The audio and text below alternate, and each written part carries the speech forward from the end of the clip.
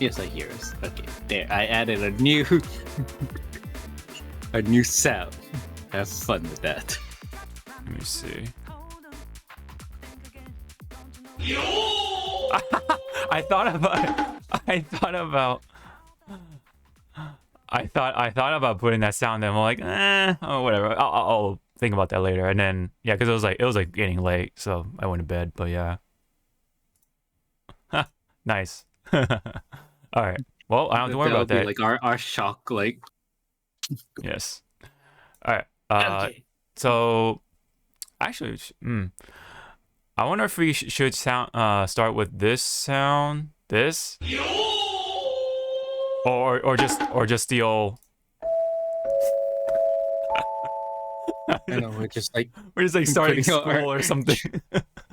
All right, we gotta put our books out. We get our books out. You know, put away your Nintendo Switches. All right, class starting. All right.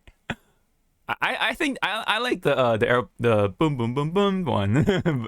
I don't know. And then the yo can, I don't know, that'd be a special thing. Yeah, I think the yo should be like when we're like shocked. Something, yeah. Like while we're watching like, you know, trailers and stuff, and we see something like beautiful.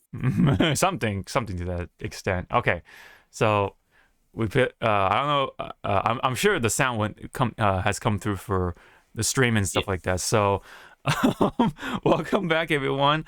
There's been some changes during the week that we took our break, and I'm sure Zawa has things to share about, but we do have a lot to talk about. So if you can, briefly, like how was your vacay, I guess if you want to call it that.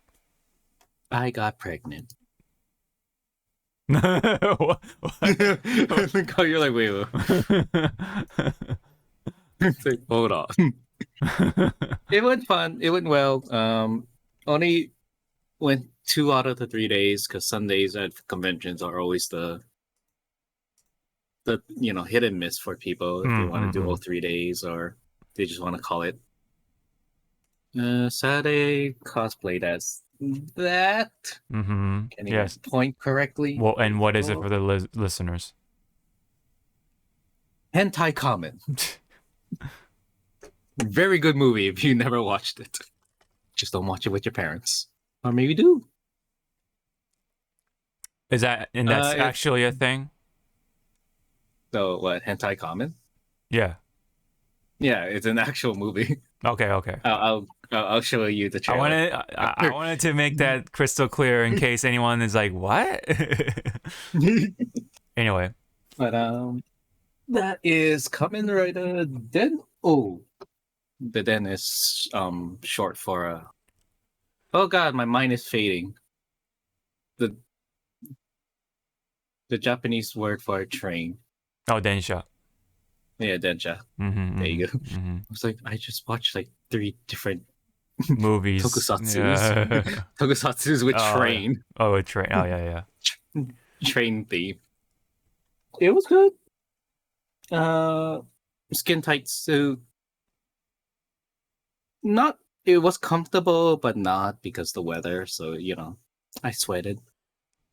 Is there a breathable version of it or no?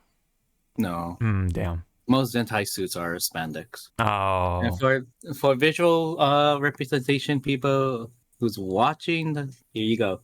That's who I was. Yeah. There you go. Oh wow, that's actually, the helmet is actually like pretty close too. So good job on the helmet. And then the armor, it was made out of EVA foam. Much more affordable for you starting and veterans of cosplay making than Warbler. Holy crap. Warbler looks fun. Expensive though. Yeah.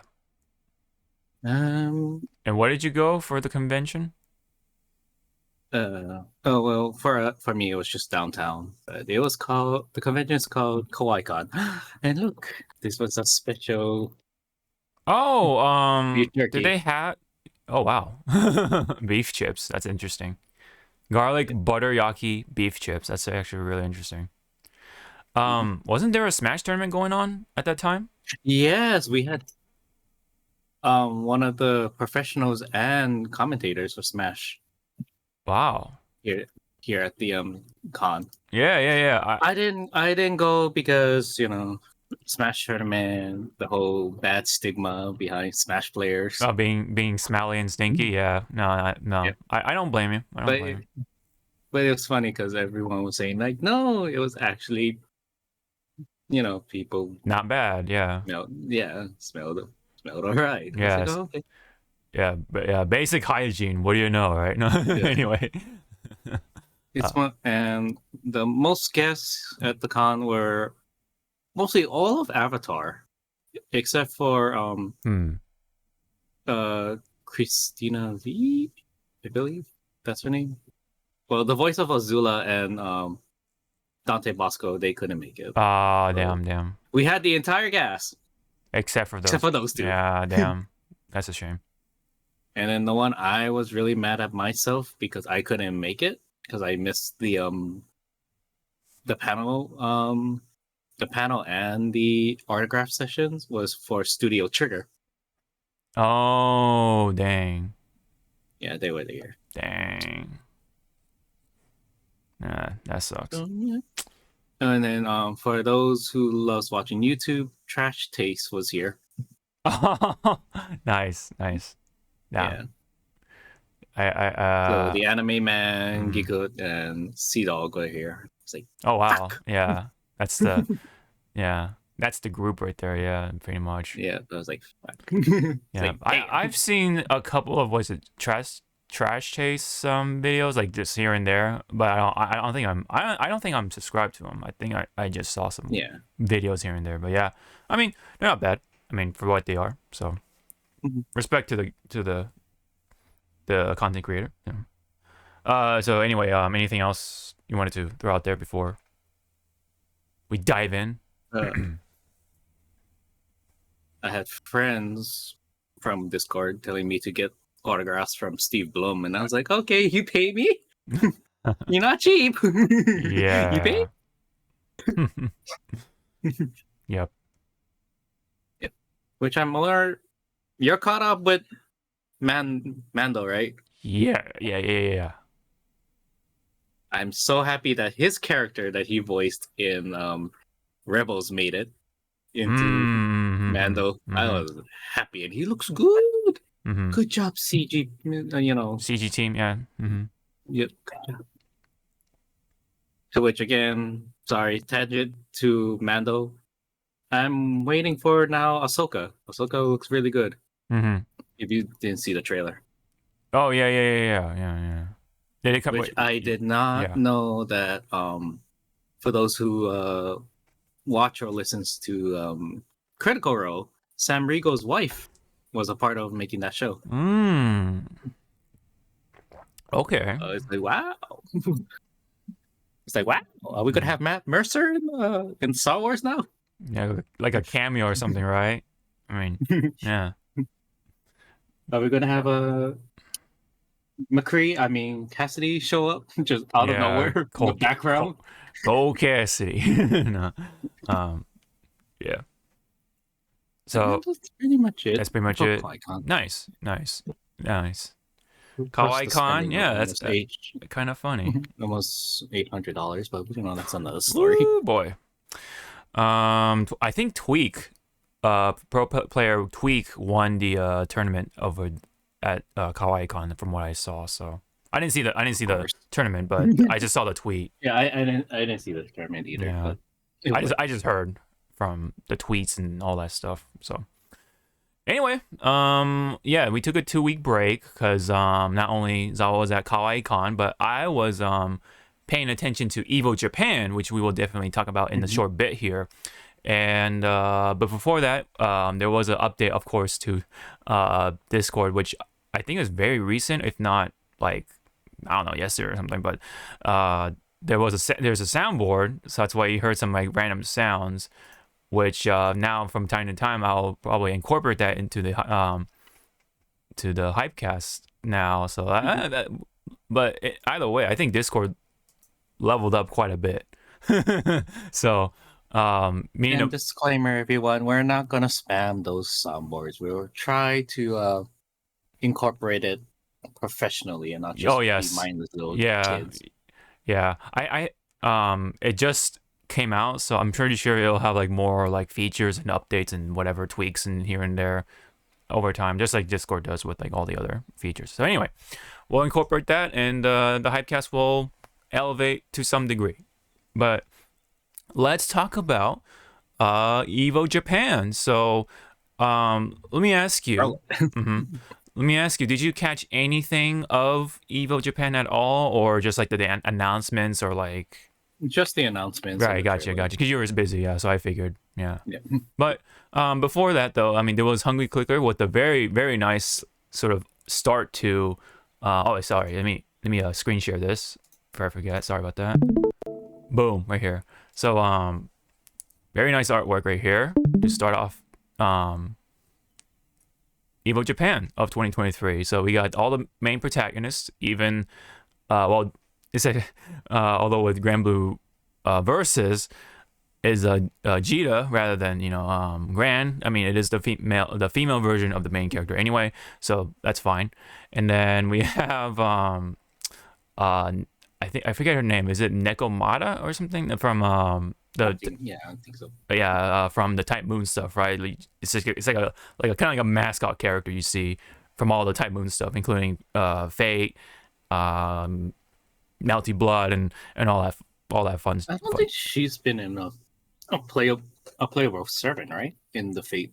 I don't think So, right? so. Not yet, right? Not yet, anyway. Yeah, I'm pretty sure they'll have her at some point for sure because they're very popular. And then I'm pretty sure like her Noble Phantasm, it's gonna have all the other like cats fighting. Fighting. Yeah, including the one that looks like Or there have, Kotomine cat. or what was it? It's gonna have that one Neko version of what's his name? The priest just Yeah, smoking. that's Kotomine. Yeah. Kamite just going like, I don't know what I'm doing here. Yeah, and he's like always smoking or something. Chain smoking. But anyway, yes, very nice artwork by Hungry Clicker as always. Looks very cool. Very, very, very prestigious, I guess you could say, for what it is, right? For Evo Japan. I mean, false on that artwork. Soul never smiles. He always snickers or smirks, but yeah, he snickers, but that's a genuine smile. Like, yeah. You're not my soul bad guy. Okay. So you didn't watch the tournament, right? So for the most part, so I'm gonna say, so as someone who did watch like a chunk of like the stuff before, like top 16, top 32, or whatever you want to say, I caught some like random matches here and there for like a number of games, like including Virtual Fighter and all the other stuff, even a little bit like Grand Blue and whatever, KOF of course, and it was kind of like scattered for those first 2 days, and then Saturday of course was top 8.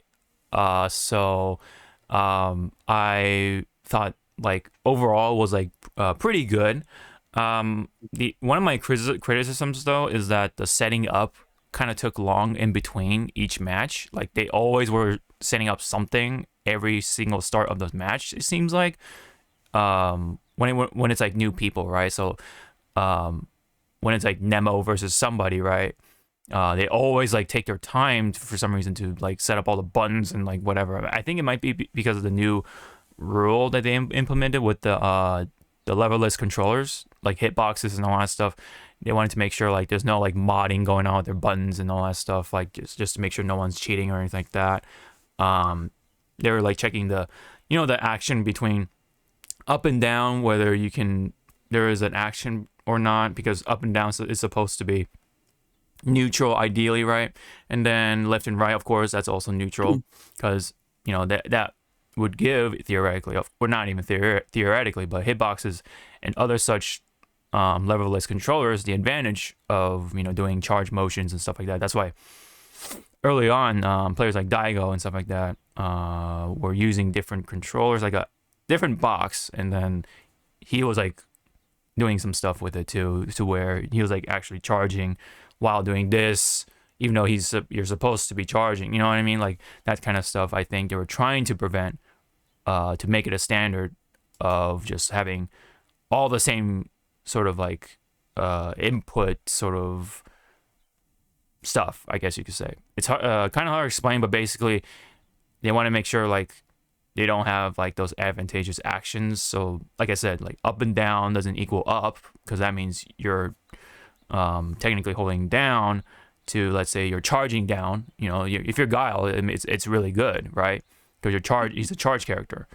And then of course left and right, same thing. Should be neutral. It shouldn't be right or left, because that means you're holding down the other button while you're doing the other action, or you know what I'm saying. So yeah.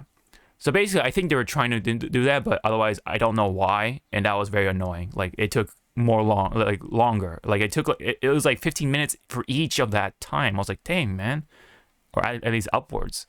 And so that was very annoying. But other than that, good matches. I like all the matches for the most part. From all the other games, like or for all the Saturday games. We had Guilty Gear, Tekken, and Street Fighter. Just 3 games, and then the rest of them, had their top 8 on Friday or whatever. And so that was all nice and stuff like that. I tried to catch top 8 KOF. I only caught a little bit of it, but I know Xiaohai won that whole thing with like flying colors from what I can understand. So he's very dominant right now, and he's been working at it. And then I tried to catch like Virtual Fighter again, same results. I forget who won that one, so forgive me. So on and so forth. And so but there's some there's some sense of dominance during Saturday top 8, especially with Gobo for Guilty Gear, and then Oil King for Street Fighter. Like, dang man, the loser runs. This is what I'm saying, man. That's why this is what I said like a while back. When you're in the losers bracket, you're playing a lot of games, so you get that momentum, you got that like thing going on, and someone's gonna benefit from it. And it was definitely, and for this time it was Gobo and Oil King at least. I forget what. Sorry to cut it. I was gonna say, like, it seems that nowadays, like, people don't care about the winners bracket. They actually care about the losers. Oh, of course, bracket. there's more tense. It's because if you lose, you're out. There's of course that tension. Yeah, there you go. There's that tension. So that's why obviously you're gonna have more eyes on the losers rather than the winners. The winners are just sitting there. They're just like, you know what I mean? Just sitting back and relax, and in a way, yeah. In a way, yeah. In a way, obviously, it's not completely like relaxation, but like, no, because I know some of the ones in the winners bracket, they don't stop. Yeah, like, they're like playing, or they'll be in their hotel room or like in a side room, just keep playing, and I'm like, yeah, to get their keep their fingers warm or something. Yeah. Yes. Get that, like, keep those like gears sort of lubricated, so to say. Yeah. So get that keep that mental thing checked. But yeah, that was definitely happening, and unfortunately there was one controversy that did come out from this, and it was definitely, I'm gonna bring it up right here, was with Punk. I'm not sure if you've heard of this particular part, but Punk was complaining about the lag that was happening from the stage, right? And there was the dual monitor setup, right? And then there was lag apparently between both players, so that means the setup itself was bad. And Punk was the one, of course, being vocal about this sort of stuff, was complaining about it, right? And that of itself took like, I don't know, it felt like an hour to get that whole thing done. And from what I heard, they pretty much like did a new setup. They put a new setup on the stage, new monitor and everything. And unfortunately, Punk was still not satisfied with that. Like you can kind of tell by his body language, even though he put his thumbs up, like you can like see him like shake his head and like just like, nah, man, this is not this ain't it, you know. And of course, let me try to bring up Punk's initial tweets about it. He was like very vocal about his feelings after he was in losers, right? And then he was fighting against Momochi, and unfortunately for Punk, Momochi beat him rather dominantly. And so what was it? It's coming up here.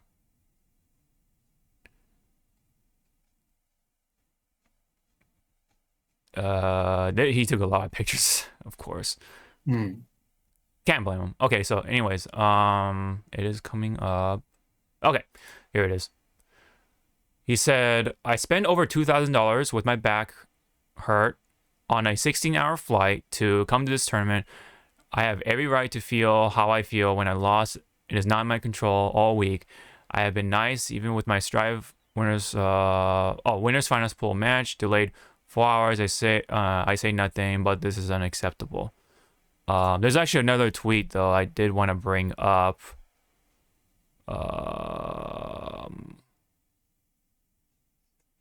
Maybe he might have deleted it actually, but yeah. I mean, I don't blame him, but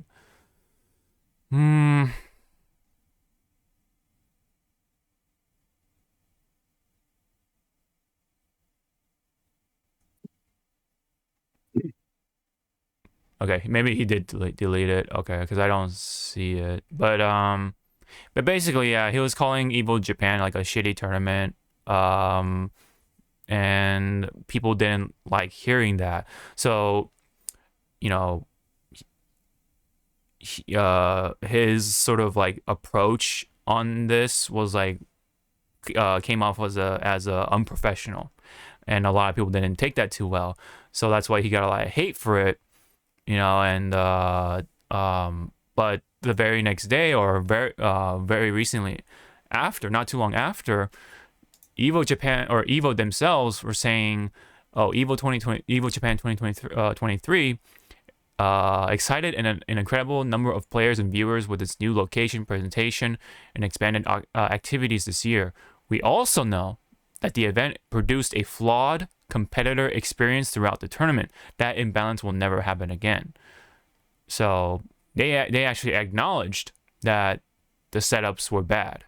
I don't think it was okay. So now that I read it, I don't think it's just a stage of top 8. It was the entire setup, right? Like all the pools and whatever sounded like it was bad.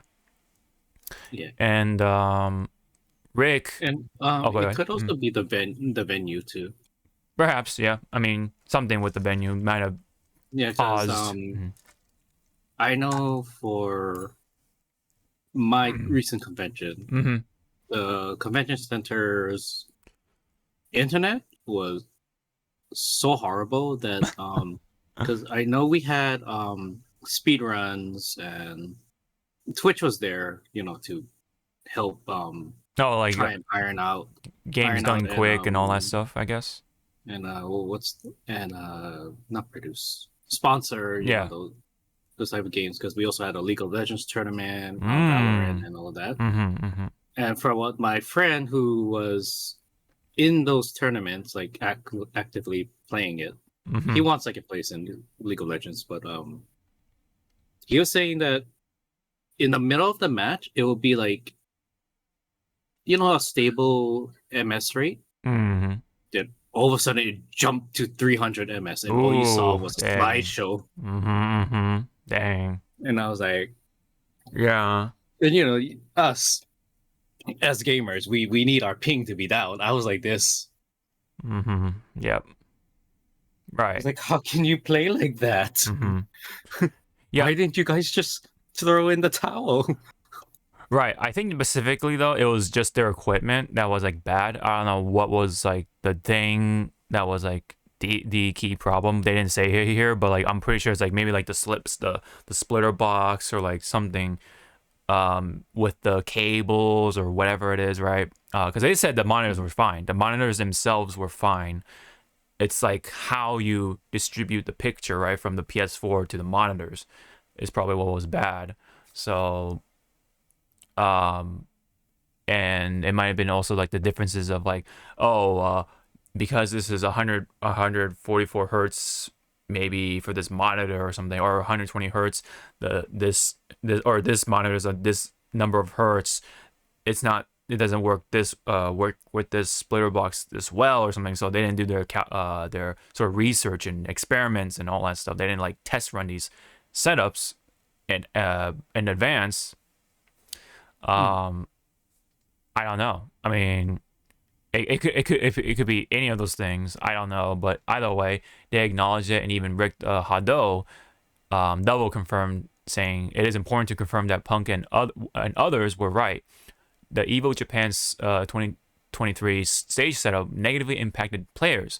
It is also necessary to confirm it was the stage and stream design itself, not the in-zone monitors. That's the Sony monitors that they have been using because they're sponsored by Sony, and of course Sony partially owns Evo. We have to remember that too. Remember that the news we talked about with Pokimane and all that stuff. Anyway, so that does play that part.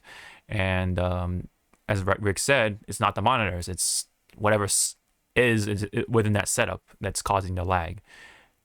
We will prove that to you at other events this year. Okay, so basically, yeah. So it's the setup somewhere that caused all this, and then of course, Punk was the one who was like very vocal about it in his own way, right? He's known to complain about this and this and that with the lag. Sort of issues when it comes, and it's kind of fun, not funny, but like interesting, let's just say, with Punk, because Rick and Punk kind of have like their indifferent or sort of their differences, and so they had sort of like problems with each other in the past because, of course, Rick runs Combo Breaker, right, and Punk complained about Combo Breaker too, but in this case here, he appreciated Rick's sort of input on this, and of course he on Twitter was like kind of like hypothetically sort of like speaking, I guess you could say, for an apology from like half the FGC, according to this quote right here. Thank you, Hado. Though we don't see eye to eye, I appreciate this. That's the quote right here. And so yeah. Here's the screenshot, I think. Oh yeah, there's the screenshot. Right, there you go. It says that I was trying to look for.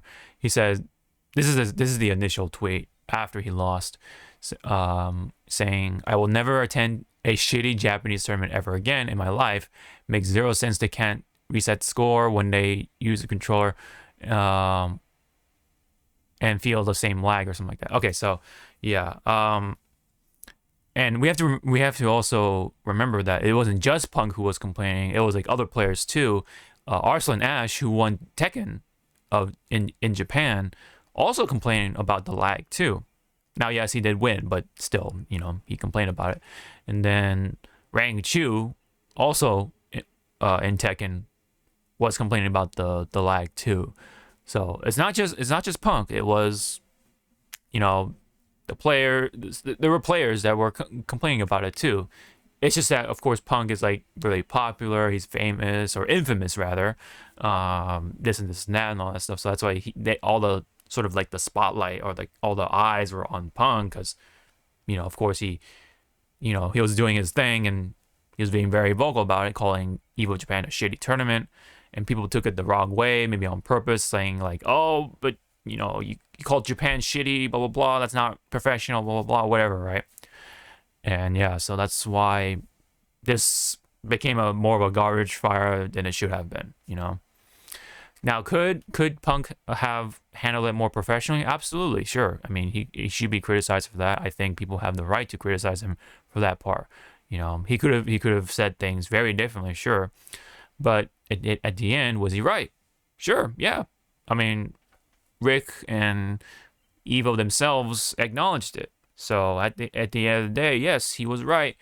Could he have handled the situation better? Oh yes, for sure. But you know, this is coming from somebody I believe who has attended to Japan for the very first time for a tournament, having to travel for 16 hours. His back was hurting. Whatever. He paid a lot of money for it, and he got this result. Yes, of course he's going to feel this way. So nasty words are gonna come out, one way or the other. But again, could that have been handled better? Sure, but you gotta understand where he's coming from, and I don't completely blame him for it. But at the same time, yeah, you could have definitely handled that better. So, well, do you have anything to say about this particular bit here for Punk or whatever?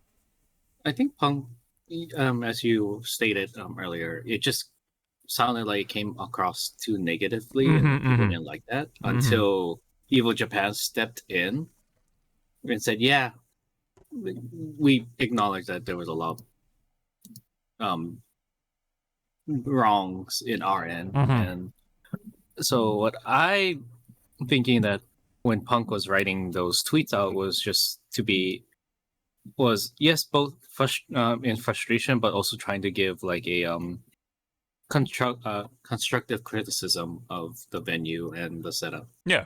Which again, it kind of didn't look that way to everyone else, but again, when you're frustrated and mad, sometimes you fumble your words. Yes. Yes.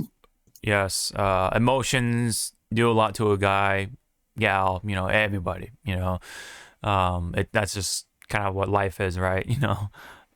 Things do get the best of you, even if you're very good at something, it'll get the best of you one way or the other. And, otherwise, kind of a tangent here, sort of, but Punk was like having a good time though outside of Evo and like, or I guess right outside of Evo Japan, because he was like hanging out with Kawano and taking pictures with the fans in Japan and like, so on and so forth, taking a lot of pictures and stuff like that.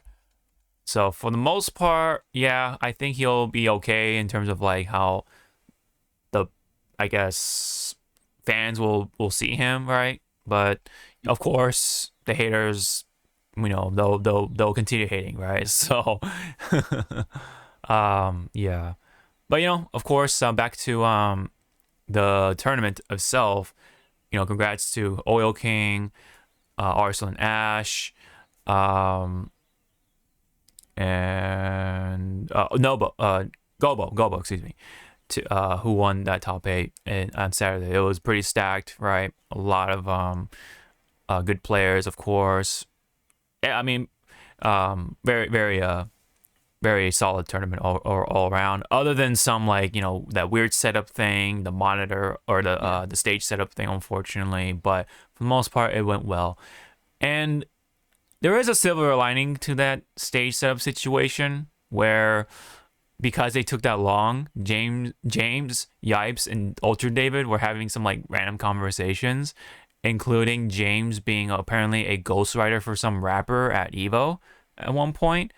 And I'm like, what? And then of course Yipes and David were like, what? And then yeah, and then James read it out, like read the his rap out loud, or he rapped.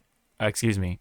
Okay, yeah. So he was dropping his bars. He was dropping them bars, and then Yipes was like, damn, that sort of thing. I even have I even put up a clip right here on my Twitter right here. I'll just go ahead and.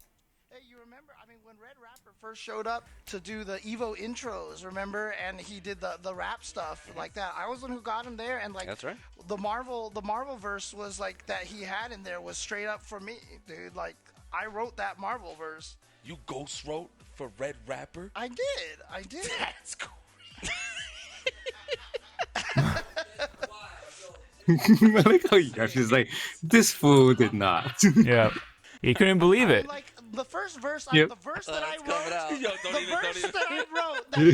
that I mean, I said I got flashbacks of snapbacks, deadly hazmats like Santhrax, seen comebacks against Psyblast, seen it run back with knife traps. I mean, come on. Yo, come How on. fire is that? Come That's on. every line is a reference to something that actually happened at Evo. Dude, Look at David, dude. He's dying. how is that not fire, dude? Faraga. You know what now? Faraga, dude. I want James Oh my god. So the when he's Evo commentating first in game Street of Fighter Evo, 6, it's a big just deal. out of Rap. nowhere, just Rap. dropping bars, and you'll be like, Well, hold on. you just see it. Yeah. And then he I wrote just a want him to- yeah. And then he wrote a rap for or rap lyrics for Melty Blood or something like that. So. Evo's a big Okay. deal, so said we like a moon that's crescent. You can see us here, but we present. We representing. Better feel our presence. You didn't think that we were worth testing. In essence, you thought we were just messing. But I hope you now learned your lesson. Now we like a moon that's at half. In a flash, we got the last laugh. It's time for you to forget the past and throw those old games into the trash. We got the new blood to amass at last. We can bring in a new cast. And now we're all here, a bright full moon. You thought we'd fold, but you spoke too soon. You're gonna soon. see our fighters fly through the room in a slow motion zoom like there is no spoon. You've changed your tune, now you see it's a boon. There's a brand new game that has birth from the womb. So watch as the moon creates a wave and a flood. It's time to prepare yourself for some melty blood.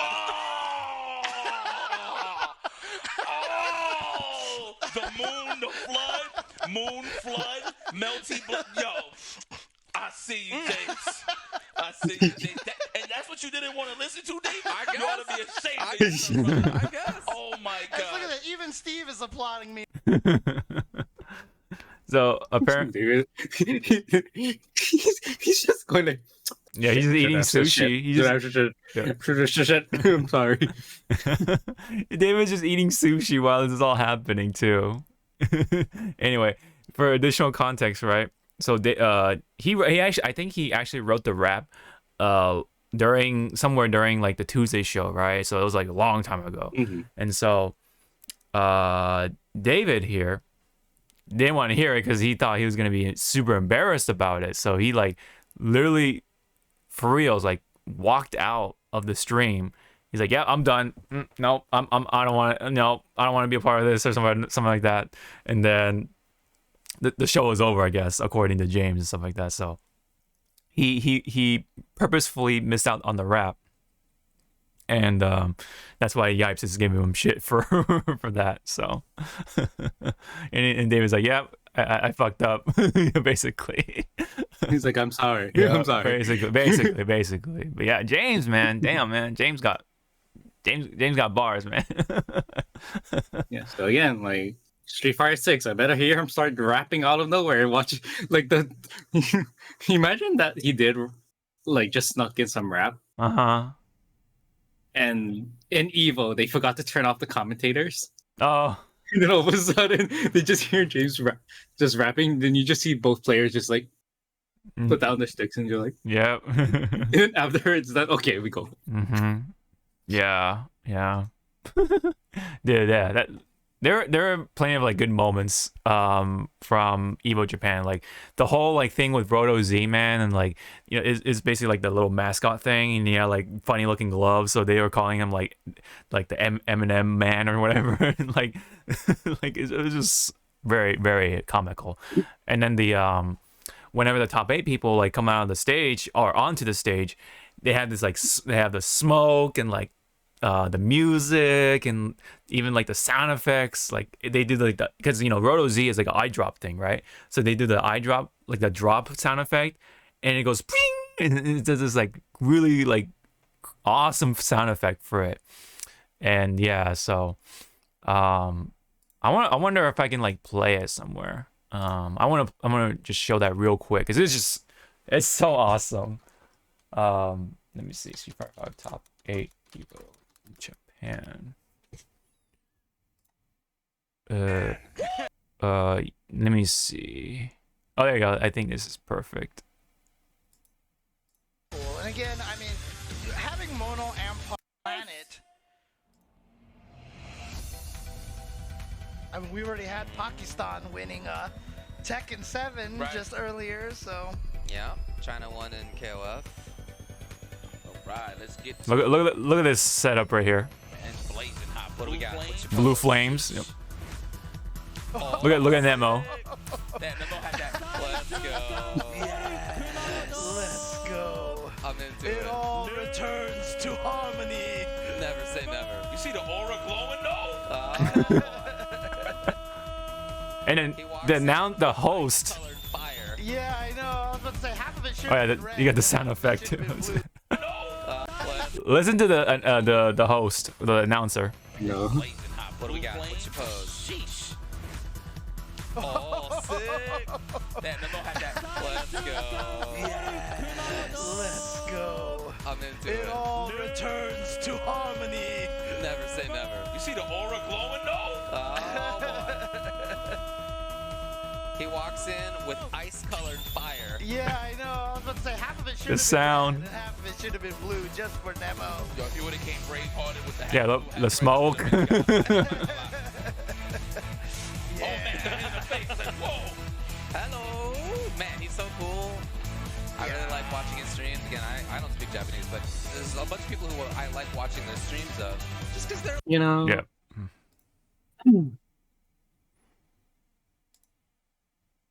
Now that every time, because of Tekken 8, I just want to hear Leanne Hart, Yeah. just doing like announcements for like Evo and stuff. Oh, dude. Yeah. Some people were saying that like, oh, I wish Lene Hart was the announcer or and it was announcing the names. That would have been so poetic, right? Like, you know, because she's been doing You'd be like, yeah. oh no, challenger! Yeah, new challenge. Yeah, everything, man. Nemo! Yeah, dude, that would been so awesome. Although she has to be like far away because she'd be so fucking loud. That's how powerful her voice is. She'll be in the next room. Exactly. Like she won't be like near the main stage. She'll be like the next room over, and you still be able to hear her through the walls. It's like, what the hell is that? I know, right? Like it'll be a like a 2.0 earthquake every time. But anyway, yeah, that was the entrance for like all the players. It was actually like just gold. It was great. I'm all for it. So hopefully they can keep up that. It was pretty much like they were not reminiscing, but just taking pointers of WWE.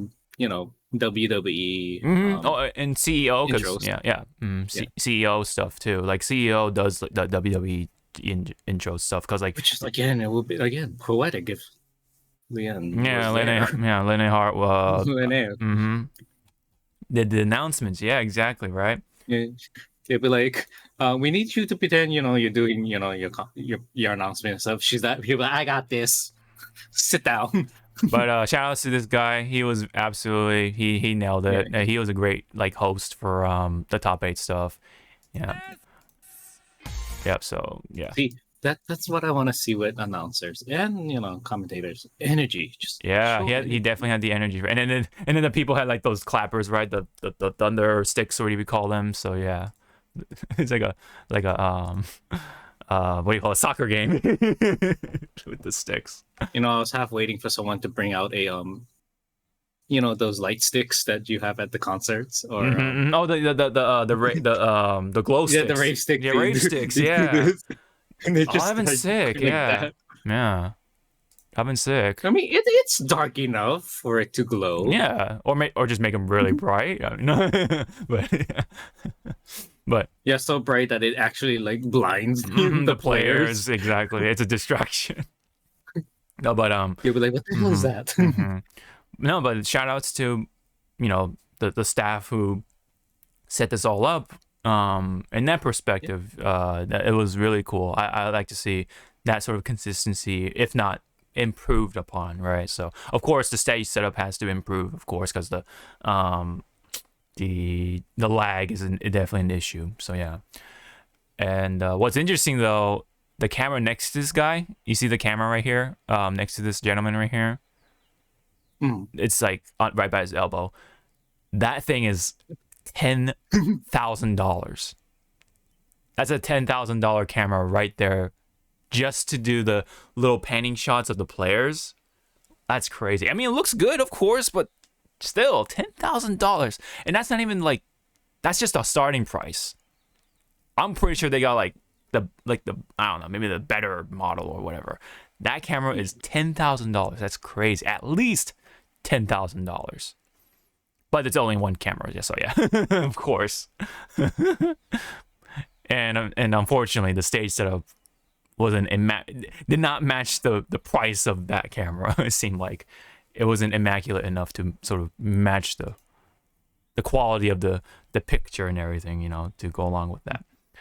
But again, overall, it was a fun tournament to watch. I had a fun time watching it. It was very entertaining and also very just good to watch, I think. And shout outs to, of course, the commentators, James, Yipes, Ultra David, Sage. They even had Sage Jam and Tasty Steve and Spooky and all the other commentators. Very, very, very good on that side too. I like actually watching the English rebroadcasting, whatever you call it, just because they look relaxed. They had conversations. It's just like, I don't know, a fun time. It looked like a fun time for everyone. So shout outs to that. But of course, the commentators prefer to be in Japan because to be in that same room, to soak in that energy with everyone else. But it is what it is. Different in a good way, I guess. But hopefully they can sort out the budget and stuff like that for next time, along with the stage setup. But during that tournament, of course, like we kind of hinted, there were announcements. So let's see. Hold on. Whoa, what was this one? Oh, for this announcement, kids, sorry. Your hopes and dreams of a Marvel 4 didn't happen. No. Let's just get that out of the way, kids. Oh, come on, man. You can't say yourself. That rumor that was like fluttering around before Japan. That's such like stinky copium gas or hopium gas, what do you want to call it? More stink than caustic. Yes, very, very much more stinky than caustic. Yes, very much more stinky. Breathe it in. It's like, okay, breathe it in. that fucking can bursting, dude.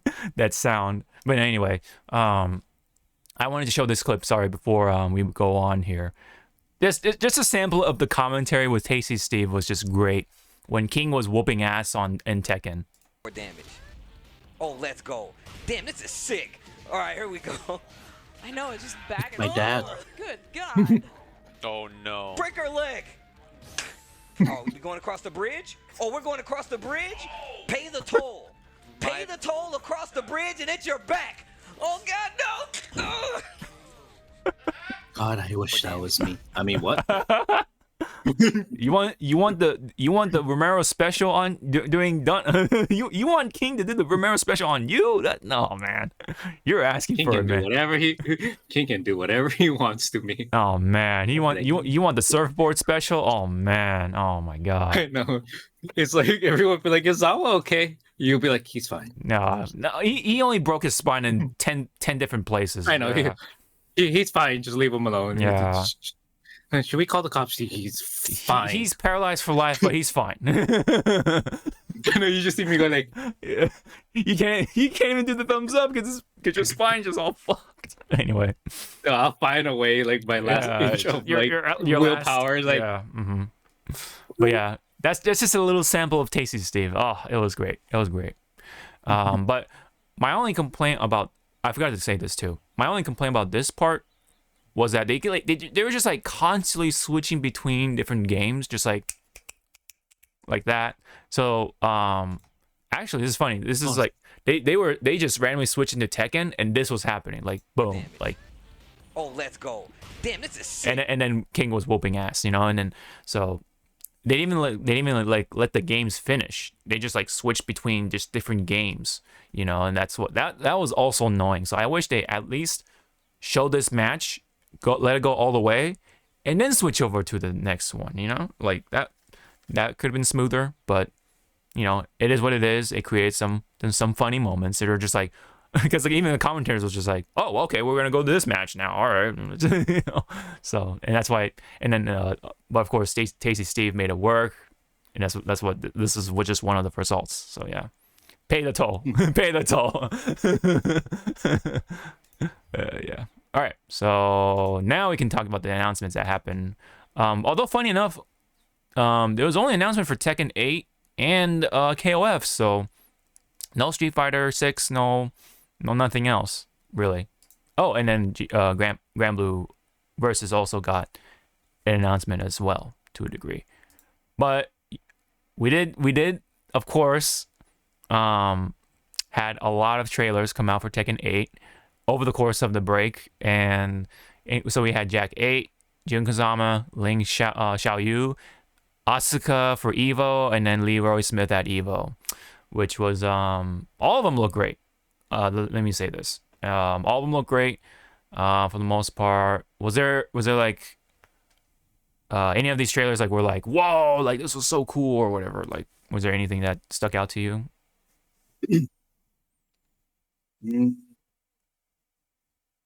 It wasn't really stuck out. It was like, wow, the entire family's here now.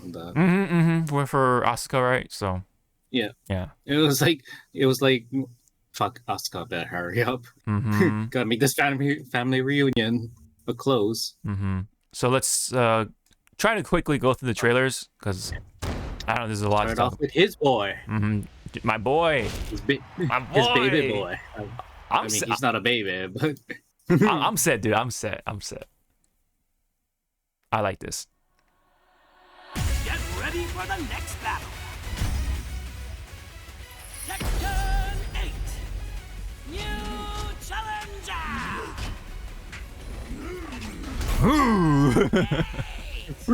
Wait, hold on. Sorry. You gotta hear that. Jack 8.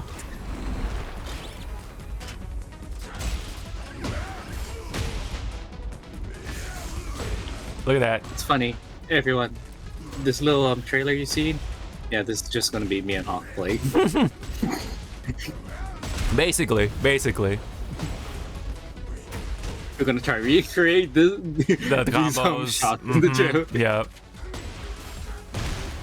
You got the flex.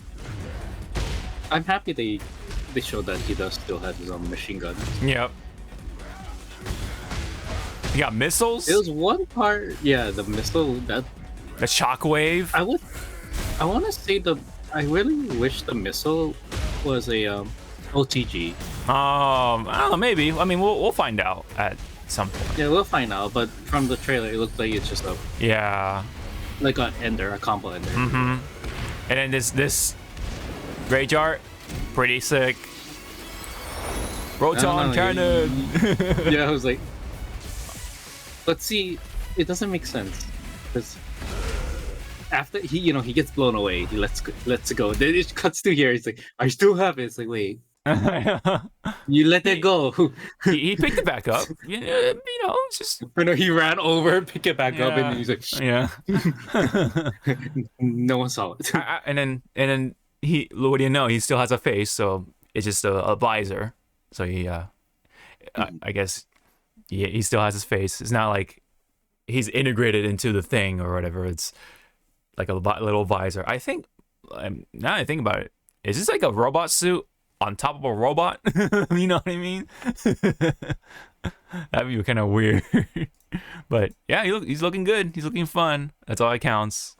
And he still has like a lot of things that I'm used to with Jack. So I'm definitely okay with that. So he looks cool.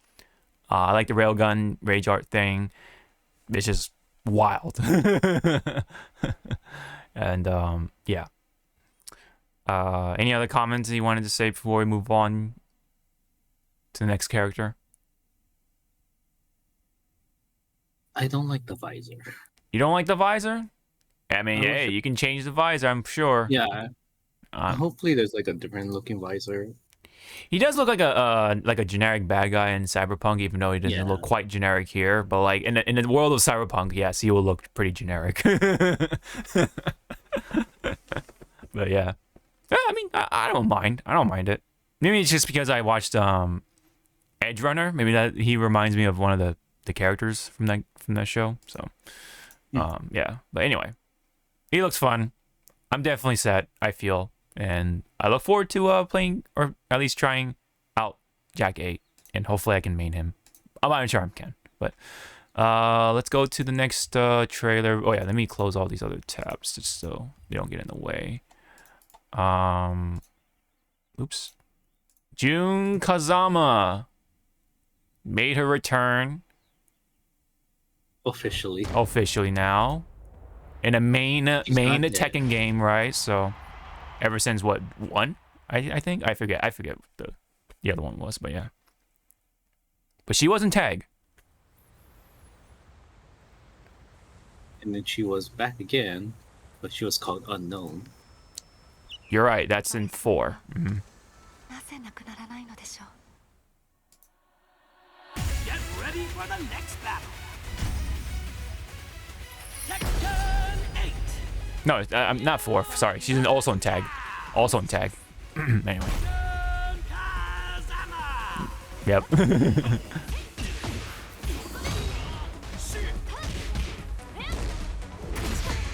Interesting fight style overall. She has like little shockwaves come out and stuff. So Shockwave, because my boyfriend used to play June and Unknown. So it's the thing that Tekken 8 is doing. They're taking like their past stuff, incorporating it. stuff, Uh-huh. Yeah. So he's saying that mostly all the shockwaves and the you see it here somewhere where she summons birds are from her Her Unknown past, and, her past stuff. Yeah. Yep, there you go. The ravens and whatever. Yeah. Yep. Boosh. You know what this scene kind of reminds me of? Yeah, but Shang-Chi, the dad and the mom. oh, yeah, you're right. Because like again, it's so funny because Kazuya is like, oh, power, like I'm gonna kick her ass, and here's the mom like, I'm gonna kick your ass, but gracefully. Yes. And lo and behold, they were in water. Yeah, exactly. That's actually really funny that you pointed out the sort of similarities with the two, the connections. But So that means Jin is Shang-Chi. Shang-Chi, yeah, pretty much, yeah. Kind of like an anti-hero Shang-Chi, but anyway, yeah. What's interesting about June though is that there was gameplay going around from the Evo Japan because they were doing like a beta or something, or like a closed alpha, whatever ish, with some of the people, right, content creators and a few other players. And June, what's interesting about June is that she loses life as she uses some attacks, but she gains life also with certain other attacks. So she kind of like goes back and forth with her health, which is interesting. So very, very interesting sort of gimmick that will be coming from Jun Kazama here. So Mother Kazama will definitely bring something interesting to the table. It's funny also, like when you put like not Jin between Kazuya and Jun, it's like, wow, you really look like your mom. It's like, yeah. Oh, gee, I wonder why. He's like, yeah. Uh-huh. The only shit that he got from the father was the double gene. Yep. And a stubborn head. She has like a cleanse move as her rage or whatever. So she like purifies the heart or whatever. So I think she has some sort of connection with some angel or whatever, and whatever her past was, and then versus now with Kazuya's devil gene or whatever. So yeah. What was it? So my friend, after we watched this during like QuaiCon, and then he's not trying to sound like an asshole, but the way he said it, he was like, "So I'm gonna play Jun, and you're gonna play King." I was like, "Okay." So every time I use Jun's Rachel, I'm gonna be like, "I cleanse the gay out of you." I was like, I was like, "You fucker, that's not how it works." Damn, damn. He literally is going for the heart, isn't he? I know. I was like, that's not how it works. Damn. You cannot cleanse me. I'm gone. That's damn, man. Fucked up, but yeah. All right, so that's June for you. If you don't have any more additional comments, I think she looks cool. you know. Oh, I guess the additional comment would be they did show off that characters will have battle damage. You know, the Yeah, like they silhouette, like some dirty. dirt and yeah, some other stuff too. Yeah, yeah. So this poor woman is wearing white. Yes, yes. She'll be muddy. She'll definitely be very dirty in comparison to Which other. I kind of wished too that they are getting dirty while they fight. Have some blood spatter. Like Somewhere, yeah, like like some somewhere. maybe some bruises or something, right? Bruises, like yeah. something, yeah. I mean, don't go overboard like Mortal Mortal Kombat, no. Like show like like they got bruised. There's a cut on the cheek, and it just slowly yeah, something to bleeding that. out. Yeah, something to that extent. Yeah, would be interesting visually. Yeah. What was I gonna say? Oh, I guess I'll say it here. Let me see. I think I have extra notes here, so I'll save it for later. Actually, I'll save it for later. Yeah. Okay. So Next up. so that's June. So let's go to Ling Xiaoyu. Ling Xiao. Yeah. I think she said it like that, but let's. Yeah, I thought she said yo. I was Yeah. I'm like, that's. Where did you get the yo from? Oh, okay. You're just Yeah. Emphasis. There's just putting emphasis. Get ready for the next battle. The Dancing Phoenix. Turn 8. New challenger. Ling I like her outfit. Xiao. Oh, sorry. Turn 8. Yow. There you go. Yeah. Yeah. New challenger. One more time. Ling Xiao. Yow. Yeah. Leanne sounded like she was about to start singing like. I like that she's not like completely like kawaii moe, like girly girl, She's matured. exactly. Yeah, she's matured. Has that Thank right balance. God. She has the right balance of cuteness and maturity. So I like that.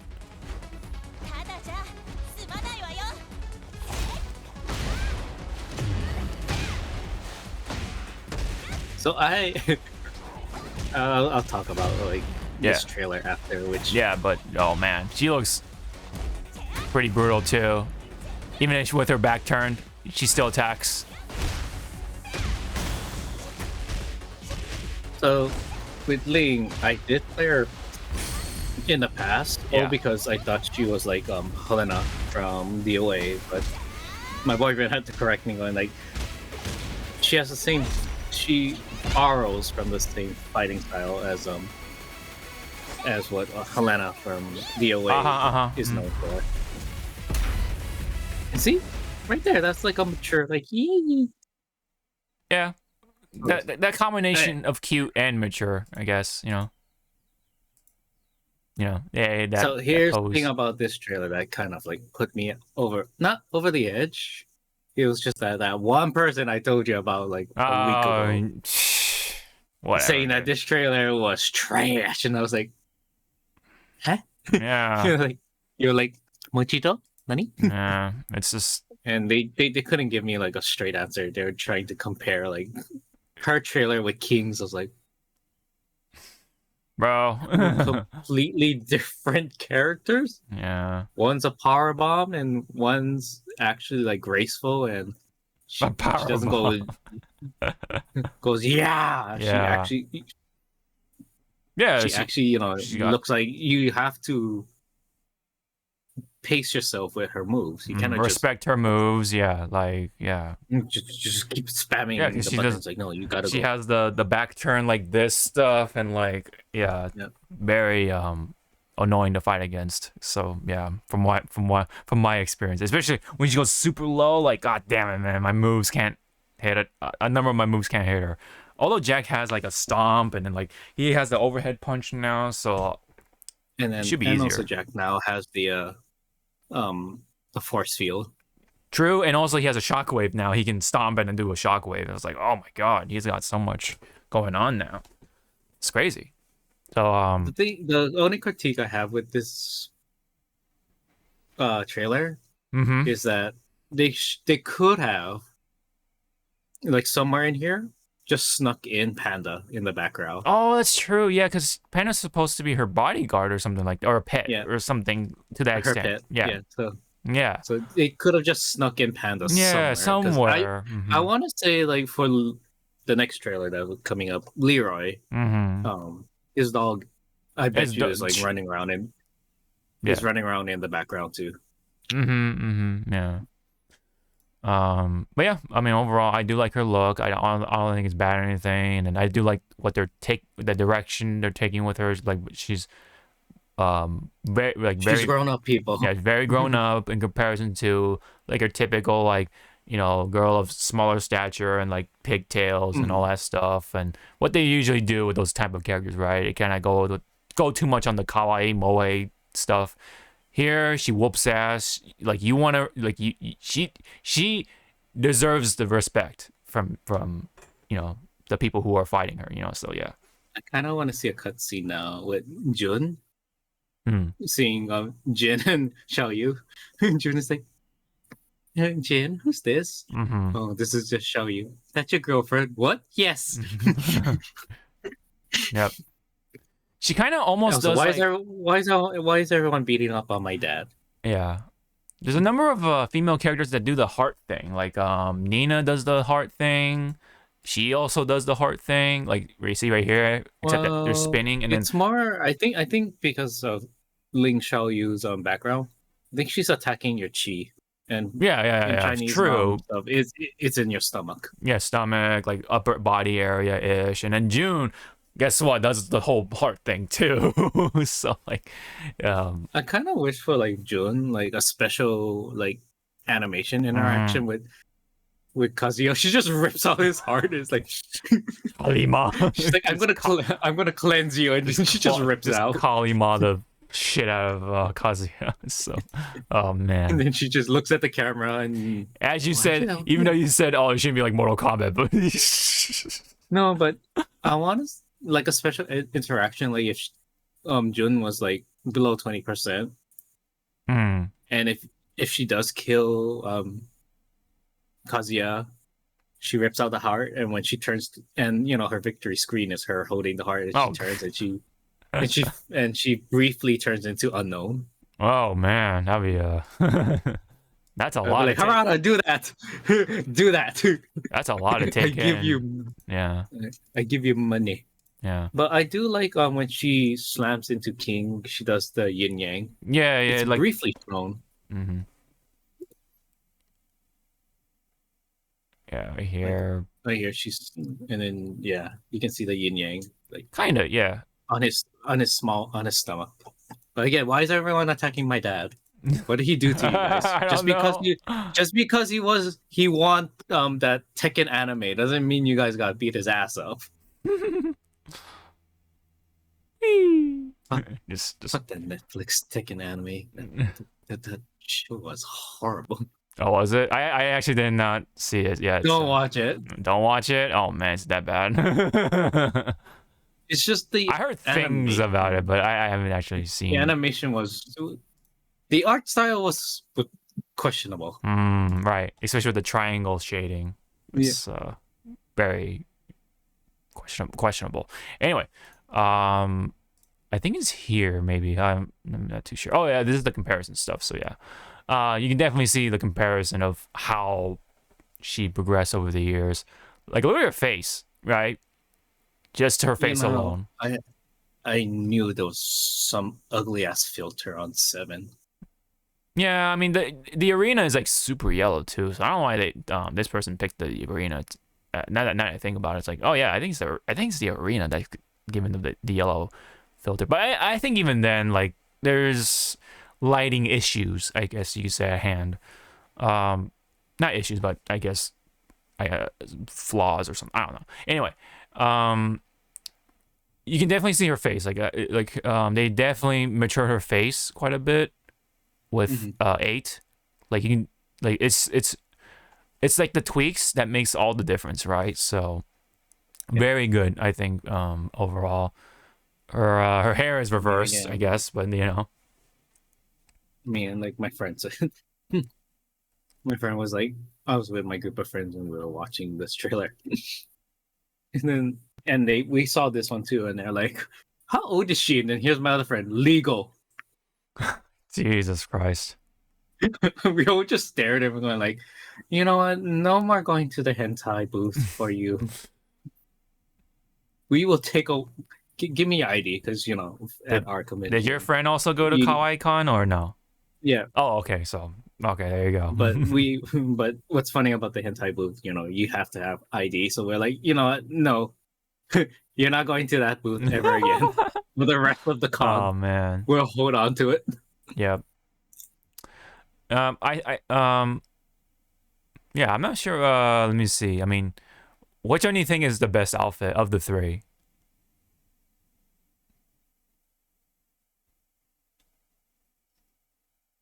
Like you know, like practical in fighting. No, or- just or, like style. Like, which one you just like visually and fashion, I guess.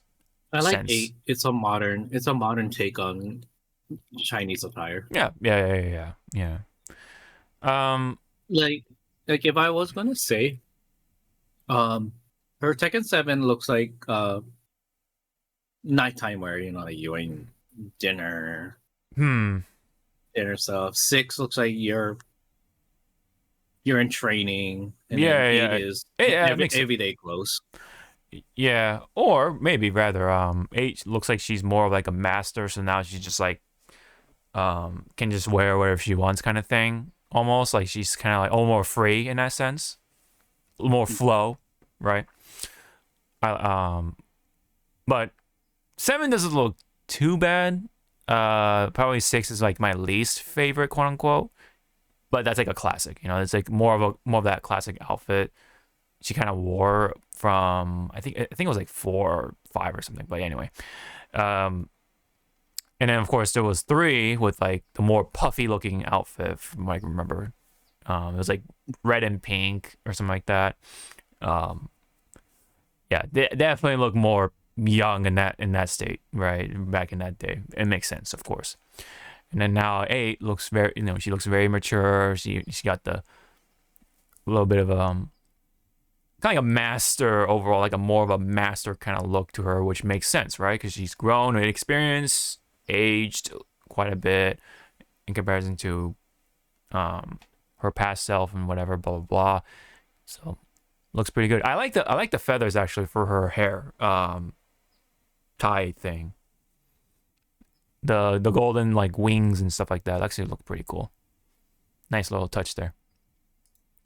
So anyway, yeah, I think 8 is probably the best overall outfit in terms of just looks. You know, looks pretty good. All right, Asuka. This was a kind of a surprise to me.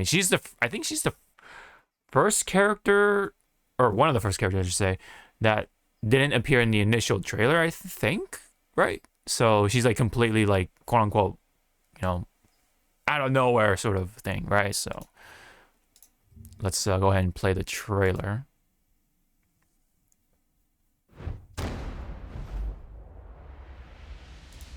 Oh, sorry. I clicked on the thing by accident. Sorry.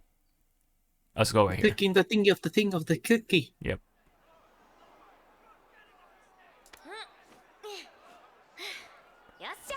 Her outfit's very interesting. I want to say she's because it's a school logo, Yeah. and the way she's dressed up, I think she's overseas Yeah. right now. I think she's like, what's it called? Studying abroad. Yeah. That's possible. I mean, I don't want to say that she may be studying like in England or in the UK right now because the hat. Yeah.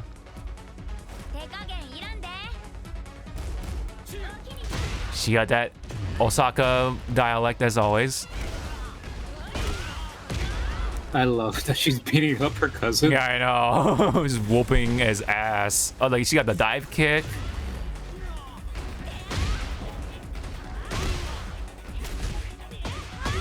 also nice to see that. Well, not nice. I do want to see like a dialogue exchange between her and Jin, going like, what? Her rage art is also interesting. It's just like a big dunk.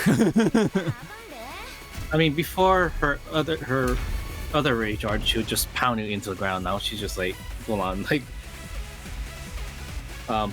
power punches you away. And then now it's just like a dunk almost. But what you want to? I kind of want to see like an interaction between her and her cousin, going like, asking like, where's his mom? Where's where's Auntie June? I don't fucking know. I initially thought this was Miharu, who is Xiaoyu's friend. Makes sense because it was right. This was after Ling Xiaoyu's trailer, so I thought this was going to be Miharu that's going to be fighting, who has appeared in Tekken Tag 2. So I was like, oh, maybe they're now putting her into the main game, but no, it's just Asuka. But happy to see her because that means the family, all the main members of the family are all the main families are here, so now they can actually like focus on the other characters. Right. So I like her face too. It looks very everyone matured. Everybody matured, yeah, but very refined too. Like they like really like were able to like clean up the face and everything. It looks really good. Yeah. She is starting abroad. Yeah. Because I'm not sure about what's going on with the outfit. The crest looks like something you'll see like at a school or something. Yeah. At a school in the UK. Yeah. But if you do read her story, she did beat Lily in the tournament. Yeah, she beat Lily. Lily became the owner. The psycho ex-girlfriend. Kind of, yeah, like a yandere kind of. Yeah. Yeah, and bought the dojo. She bought the dojo, and now she's kind of like dealing with it. So yeah, I'm not sure. I mean, they painted Lily like a freaking stalker. Yeah, kind of like that stalker kind of character. We'll see how that goes. I'm sure she'll appear in main roster or something from what it sounds like now, but I don't know. We'll see. Maybe they'll make her DLC. I mean, Harada did say that 8's initial roster is going to be huge.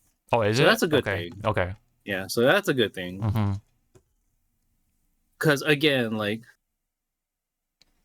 and I had this discussion with my boyfriend, which he didn't understand the concept about a DLC. Asuka could have easily been DLC if they wanted to. Yeah, I mean, it's happened with like Lei. A lot of characters. Yeah, it's like, but he was like trying to go like with, but she's a legacy character. Blah blah blah. I was like, so was Lei. So was Slayer for Guilty Gear, and he ended up in DLC. Or he's going, and especially in Strive, that's where he can only go, right? He's a DLC character at that point. But here, I'm not too sure what's going on with the outfit, other than it looks like, she's still like in school or college or something, right? So that's Wait, how many years has it been for Tekken? Like 20 plus, right? What? Well, if we wanted to be like dumb with it, how long has Tekken been like the games? It started back in like late 90s, right? I think so. So let's just say like at least 10 plus years Tekken's been around.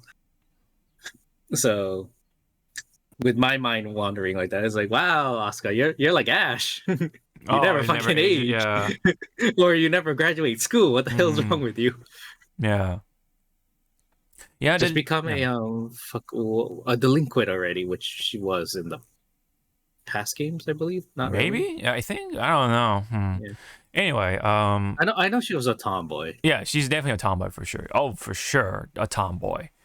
Other than that, her profile on the website does not explain why she's dressed up like this. It doesn't say like, oh, she's still in school. I don't know, maybe she's working for the news something or some, I don't know. Like, it doesn't really explain why she's dressed up like this. So I don't know, maybe she's still just in school or something, or she transfers schools just to try to avoid Lily or something, but still is being followed by Lily. So, you know, maybe she's still in Lily's like- Japan. I mean, I don't know. I mean, studying and whatever, trying to get away with. Oh, studying at those international schools in Japan. Yeah. That's a thing. Yeah, Yeah, I was gonna say that is a thing, right? I believe that's a thing. So yeah. Probably more likely the story. She's just trying to transfer schools to perhaps get away from Lily or something, because Lily is on her ass pretty much, because she is sounded like she's obsessed with her to fight her, right? But maybe more than just fighting. Fight her. Okay, yeah. Mhm. I was gonna say, like, maybe more than fighting her. That's what her cover up is from Lily, right? But maybe on the inside, Lily has something for her. I don't know, man. I'm not gonna go there. Don't want to make this sound like one of those dojin shi or whatever you call them, dojins. Anyway, but hey, looking pretty cool. She's got some. Jokes on you. There's people that's into that shit. Of course, I didn't say it. I'm not denying that. It's just I don't want to make it sound like it's that for a video game. Anyway, so I noticed one thing from her mechanics, that she has some sort of, like, she does a point and it looks like her moves change. Let's see. So Like she got a speed boost, or like she, you know, you see how she points, and then she has like an aura like that, right? So wait, should I go back again?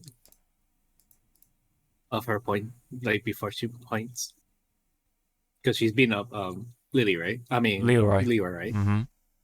Okay, wait for it. Your mom's a bitch.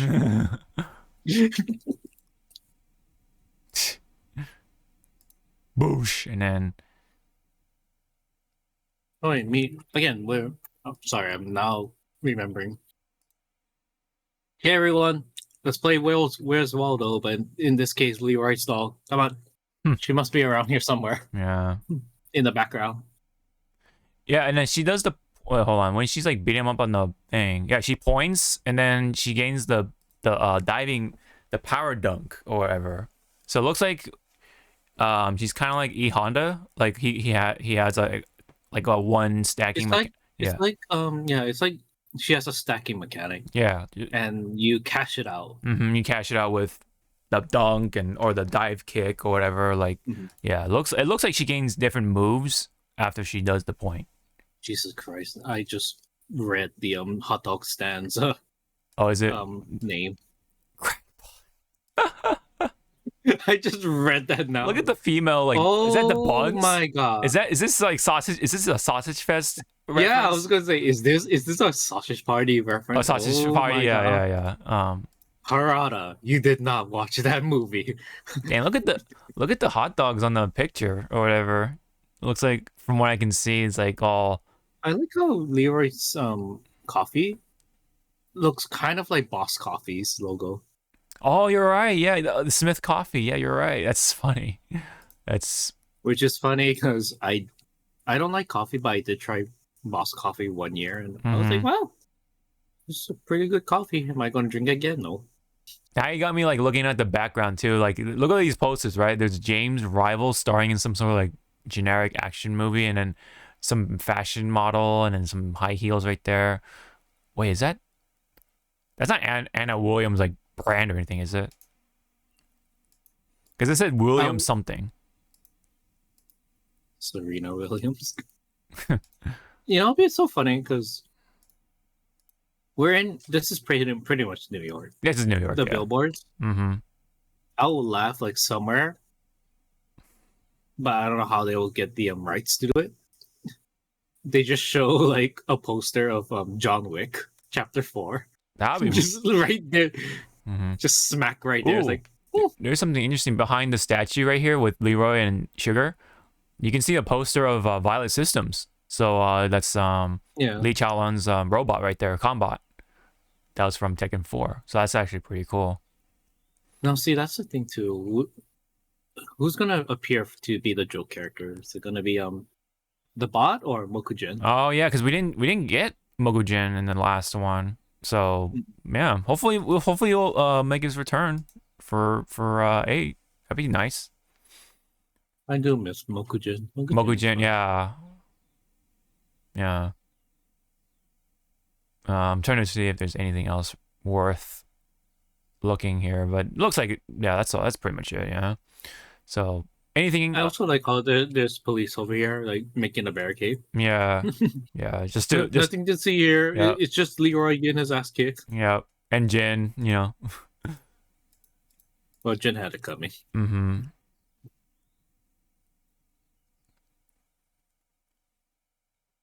Very interesting for her power rage art.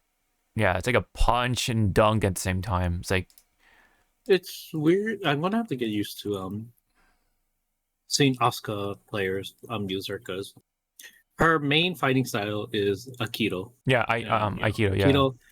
Aikido has a lot of like counters. I haven't seen it. We only seen like a couple of counters. Mm-hmm. She But still that was she pretty still has much the Asuka's kit yeah. was her counters. Yeah. Maybe she's a more offensive Aikido user. I don't know. That could be it. You know, it does match with I her want to say tomboy. that is a hint to Anna. Yeah, the high heel. That's... Only Anna would wear like Mhm. red high heels. Mm-hmm. Yeah. So this William Teal, I wonder if that's her like Maybe she got married. I don't know. No, Williams is her last name. So Oh, but Williams. Teal, You're right. Yeah. I want to say it could be like her alibi name or whatever. Hmm. Like a pen name almost. Yeah. Yeah. Yeah. Yeah. Yeah. That is possible. Other than that, yeah, she looks pretty good. Her face. It's not good fighting all the time, bitch. You were fighting so many times in the other games. You big ass hypocrite. Oh yeah. Yeah. It's not good to fight all the time. Yeah, that's pretty funny. Coming from Asuka. So you're just staring at her. It's like, Excuse me? I think this is a comparison. Let me see. Yeah, it's a high res photo, so it's loading. So hold on. Yeah, look at her face alone. Like not even like looking at the lighting. Like quite an improvement, right? Although interesting that Asuka even has like an eyebrow raised sort of face. I didn't even like notice or remember. I like her 6. I'm gonna fucking murder. Yeah, I know. Yeah. I actually don't like her outfit all that much for 7. It's kind of just like whatever. I like her old one.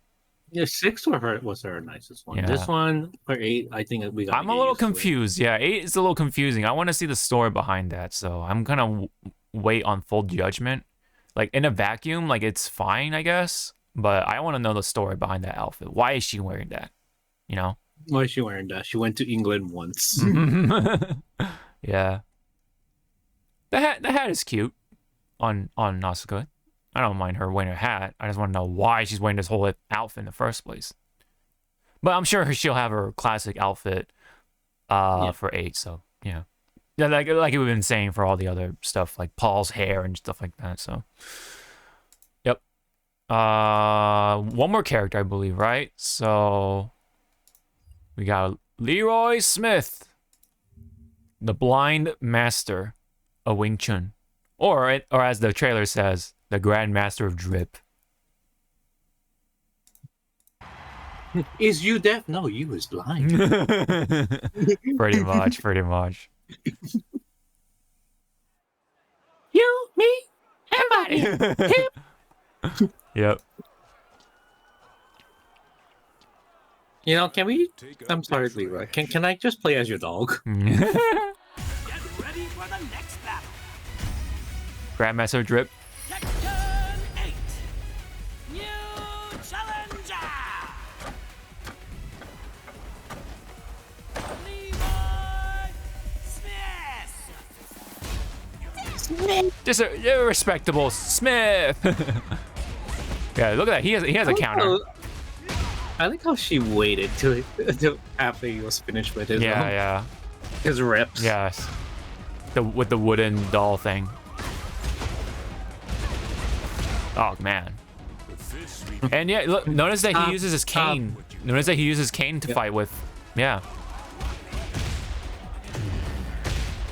Boy, I'm gonna whoop your ass right now. Which is more funny, not funny, but poetic.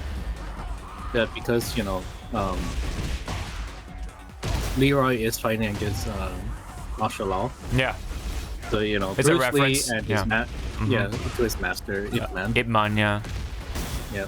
So this is like a really good paying homage to to people.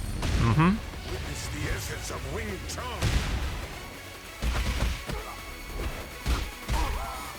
Like steel. The 1-inch punch. Except all Jason. I think how Sugar's like, what? Yeah. What treats? What? Jump to their hole? Okay. Yep, jump to the hoop. Yep. Yep. I like this trailer. It's actually pretty badass.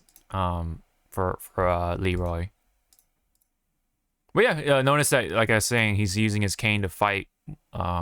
Incorporated to his style, and it's funny because in a recent interview, I believe, I don't know who said it exactly, but it might have been Harada. It could have been Michael Murray, but they have staff from the Soul Calibur side of things here for Tekken 8, which is why you see more people using weapons incorporated to their actual attacks, like a Law using his nunchucks, and then of course Leroy using his cane, Anna using her guns. You see, that's like a clue, right, of who's working on this game. And then even the heat mechanics are kind of like from the EX meter or whatever for the past, a couple of the past or recent, should I say, Soul Calibur games. So they're incorporated that here now. So it's almost like Tekken is just taking all the good things rather from Soul Calibur, just because Soul Calibur is not going to be around for, it's not going to come out for a very long time. So you're just having the Soul Calibur staff here just to like give them work and making it work, right? So for Tekken 8. So yeah, so that's worth mentioning for that note. Overall, I think Leroy Smith is like familiar and yet different enough to be cooler or whatever, however you may want to say. He looks all like blinged out and everything. Look at him. A lot of gold, man. A lot of gold. Solid gold. A lot of gold and whooping ass for sure. As an old man. I know Wang is kind of dead, but I kind of wish Wang was back in the game somehow. Maybe like in DLC or something. I don't know. He was pretty cool because he's like that old man who whoops ass and stuff like that. So, and he was a friend of Jinpachi. So yeah. I said he did. Yep.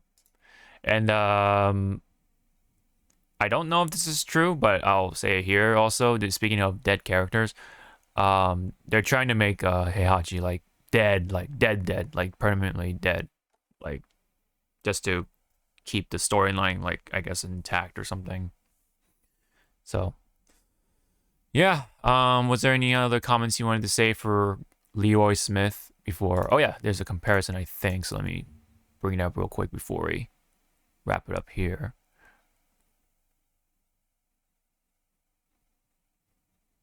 Image is loading up right now. I honestly was surprised actually to see Leroy come in that quick, and he's like a brand new character too for Tekken. Let me see if I can refresh it or something. Hold on. Oops, why did I download it? What the fuck? Okay, that's weird. Let me try it one more time, and if it can't load up, then that's unfortunate.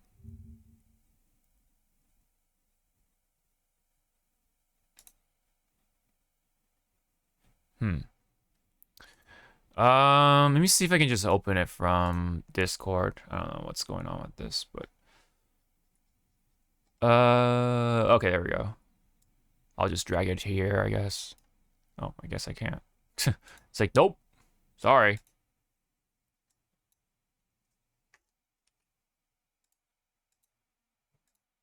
What is going on here? Why is it not letting me, like...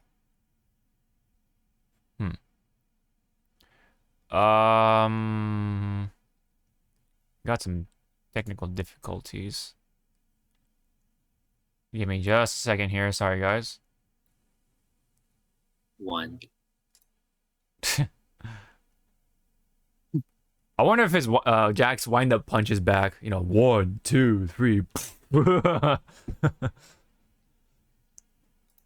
Speaking of 1, 2, 3s.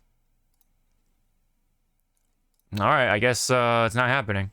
Sorry, guys. There was a comparison that I wanted to do. It's quite different. But let me see if I can maybe prop it up from... Maybe my internet's acting up. I don't know.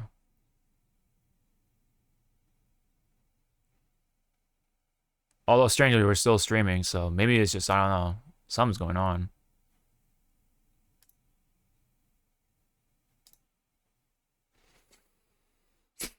Or should I just get rid of this tab? All right, let's see.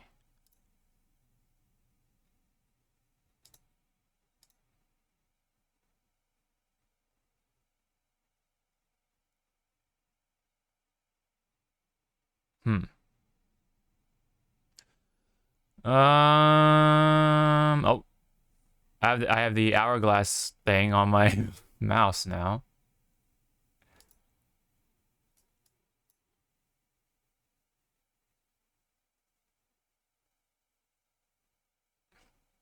It's like slowly getting there for some reason. I don't know what is going on here. Let me see. Wonder if I can just like reset Opera real quick. Hold on, sorry. Let's quit for now.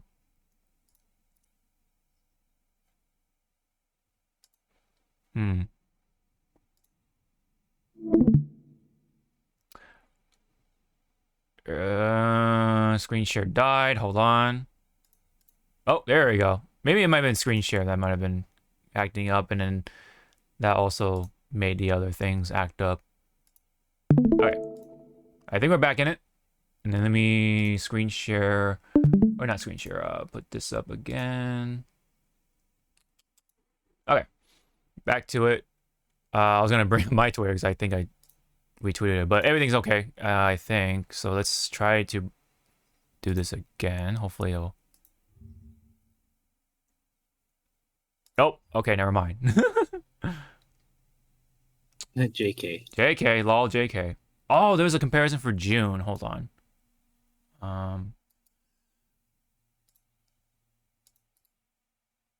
Let me see. Probably just have to manually go to that tweet. So here's June.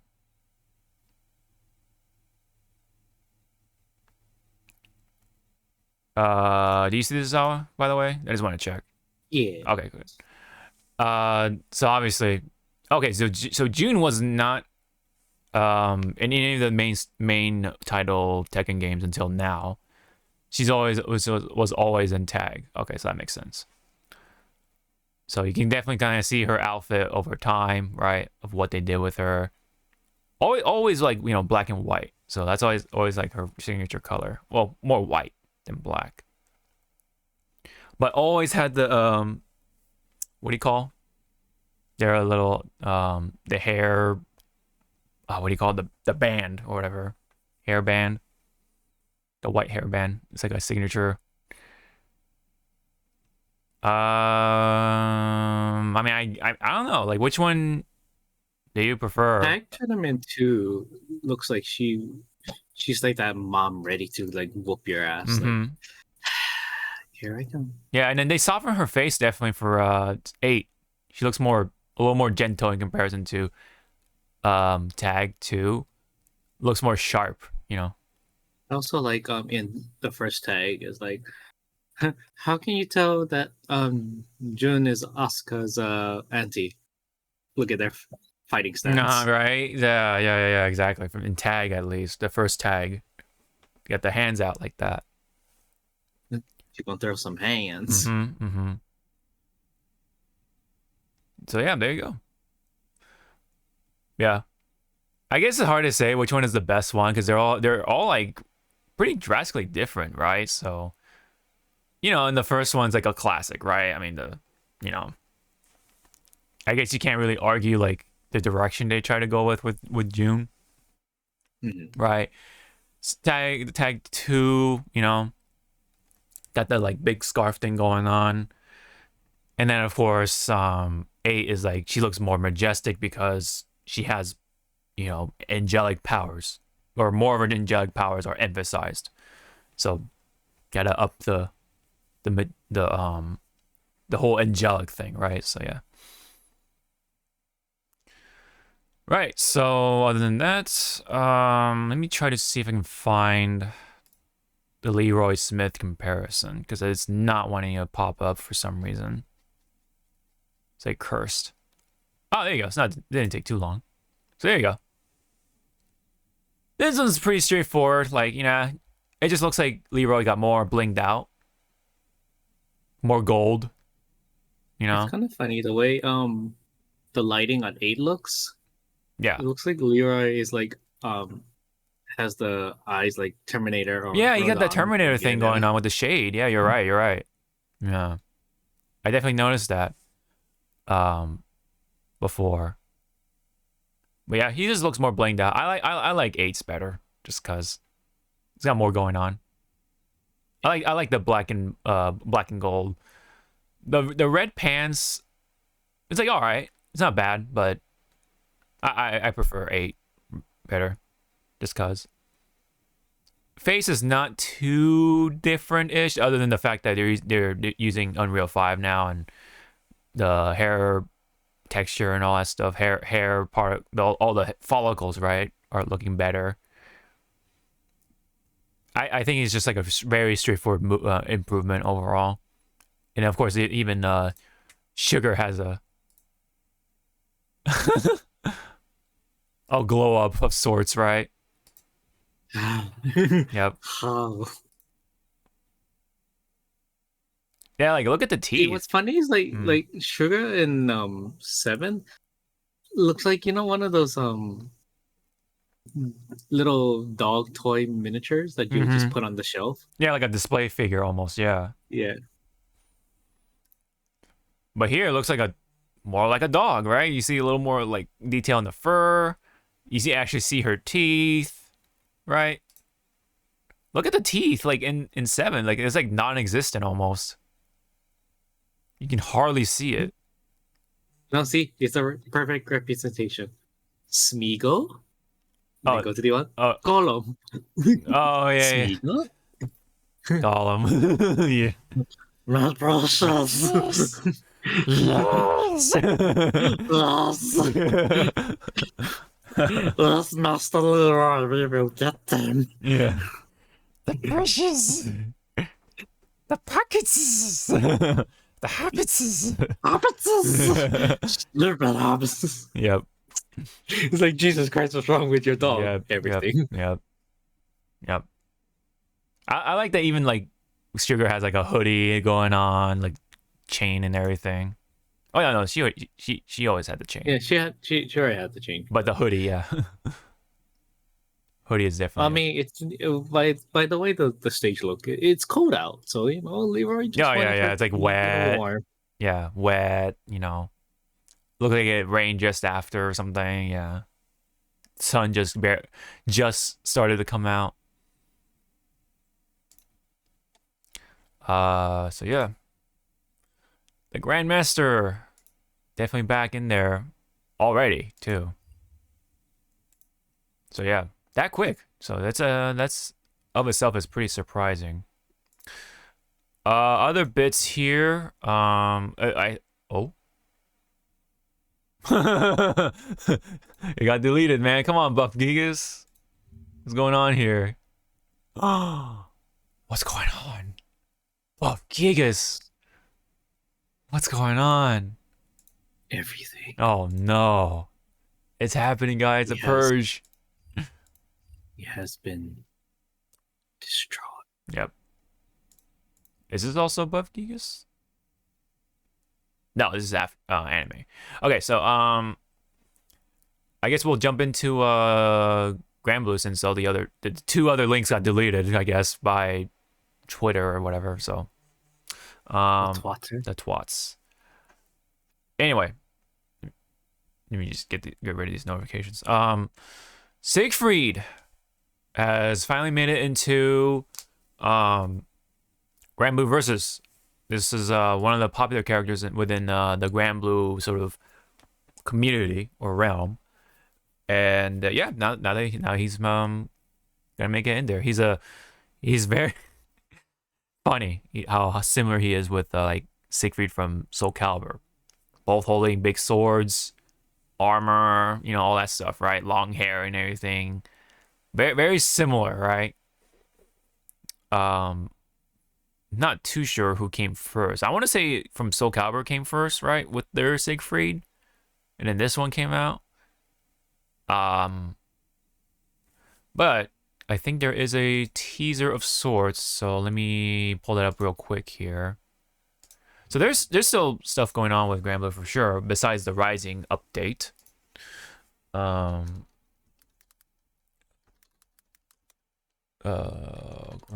Blue. Oops.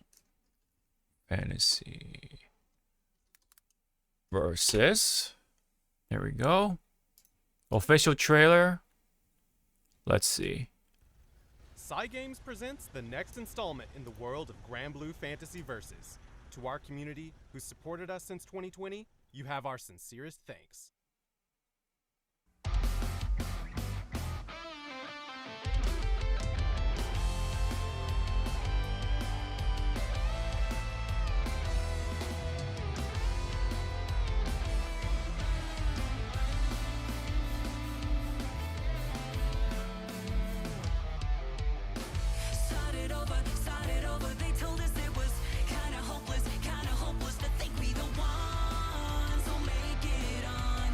I actually never heard this song till now.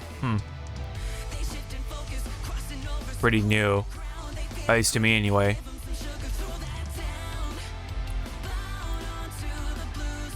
Especially happening in English.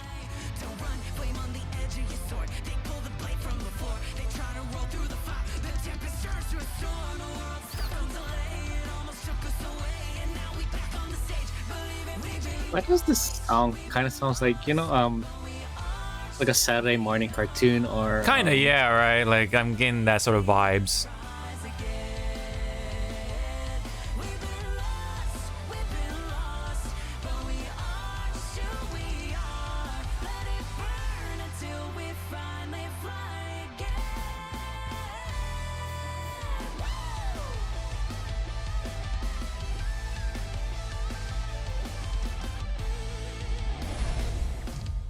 Grand Blue Fantasy Versus Rising. Rise to glory in 2023. And then here's the teaser for Siegfried.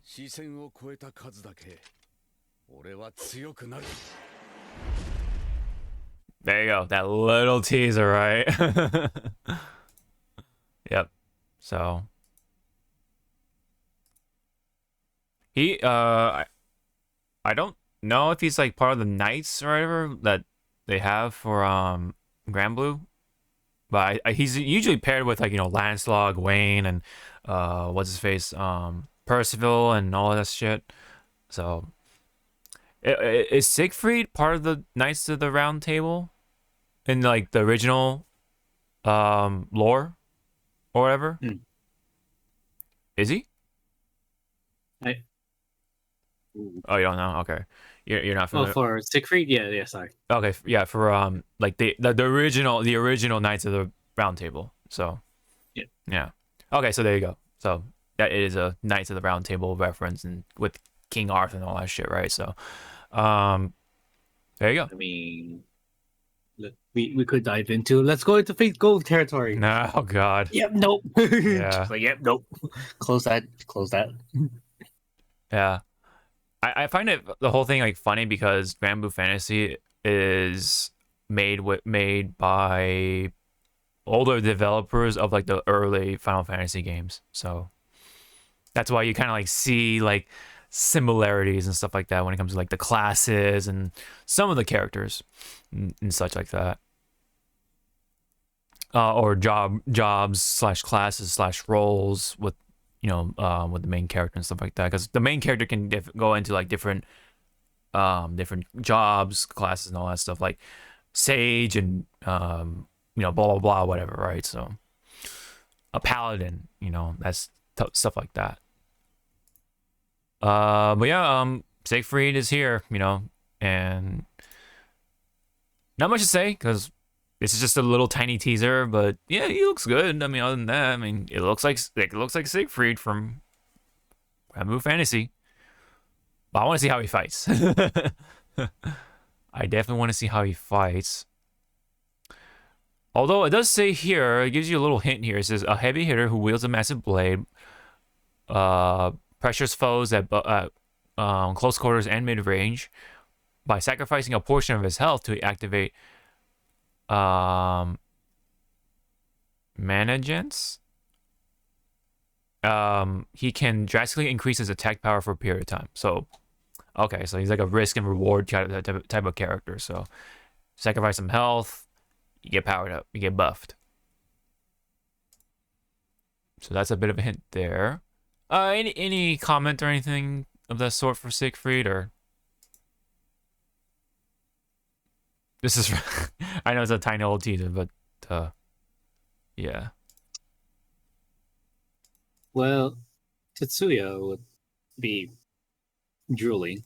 Look at all that belt. Yeah, Final Fantasy, right? So yeah, you'd be like, belts.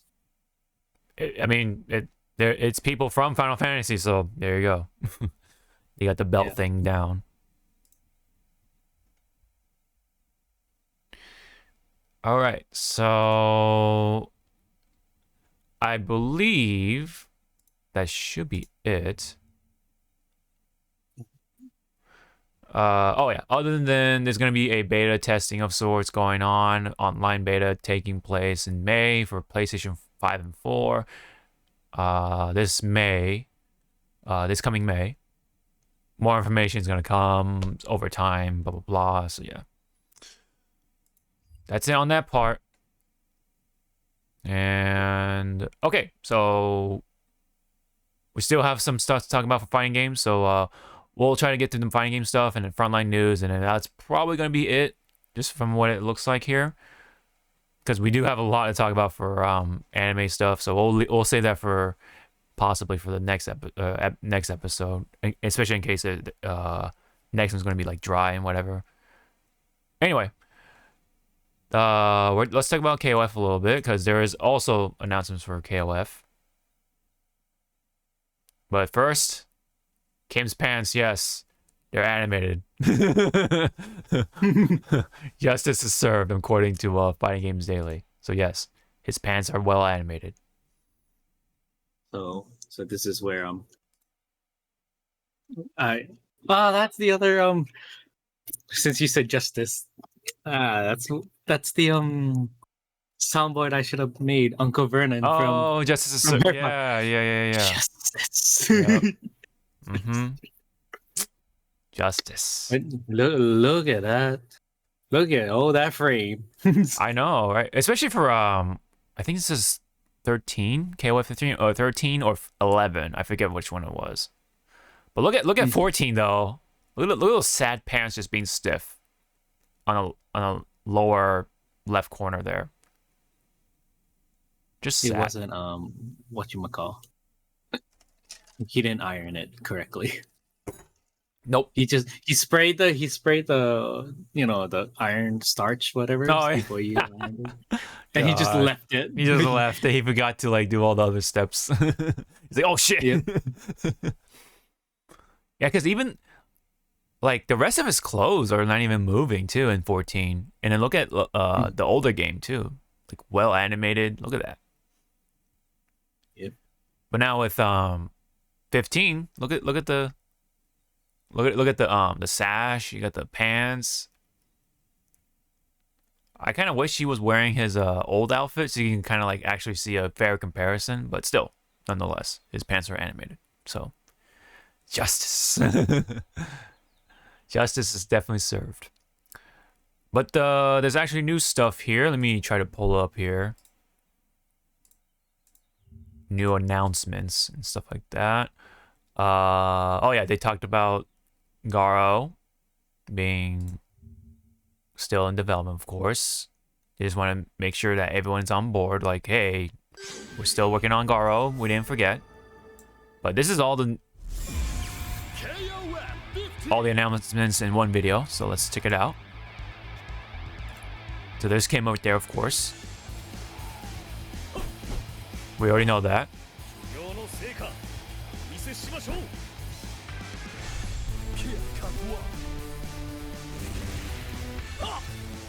So he's already well out, so of course.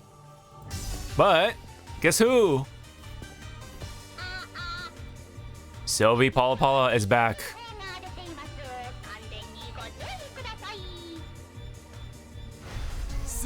Hopefully this is not loud. What do you say? What? Oh.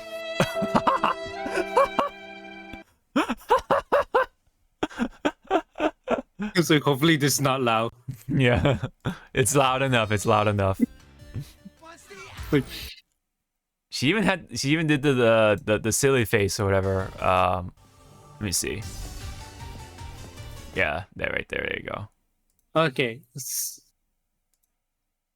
The one thing I can credit this version of her, she's not loud. Like, yeah, she's not her obnoxious. past and loud. iteration, she was like, damn, my eyes are burning. Mhm. Here it's like, you know what?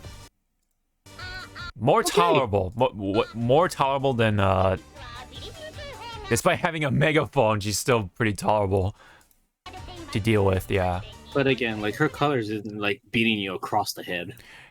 It's definitely more uniformed. I like this design better, definitely, and they did a good job with her face. It's kind of funny. She looks like an isekai, like last boss character in an anime. Oh, really?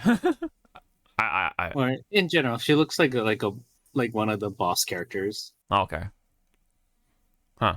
But the way she kind of looks, she does fit like an isekai like character. Okay. I guess it's because I've been watching too much reincarnation. I was reincarnated as a slime. Oh yeah, it's slime. Yeah. Mm-hmm. Still got the eyeballs. And the weird pose.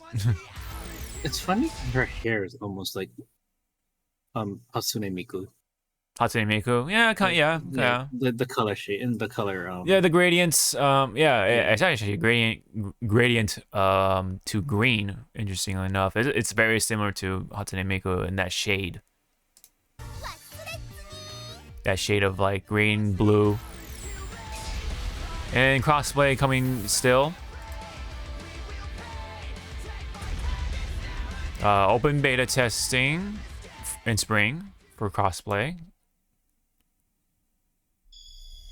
Oh yeah, Samurai Showdown with rollback. They're not forgetting about that, for sure. That one, I'm not sure if it's getting a open beta test. Excuse me.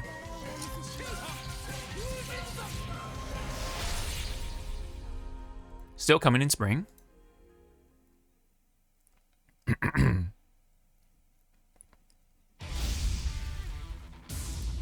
Oh yeah, and then KOF 13. Okay, it is KOF 13. Okay. So KOF 13 coming in with rollback. So that's pretty cool. Man, this is the era of rollback, man. Jesus.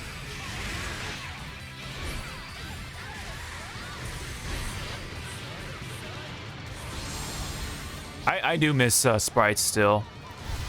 It looks so cool. I mean, at least Melty Blood is still doing it, but yeah. And then there's Garo right there, as we were just talking about. Joe is in there. Joe Higashi. Andy's in there. And of course, Terry. Confirmed to be in Fatal Fury / Garo.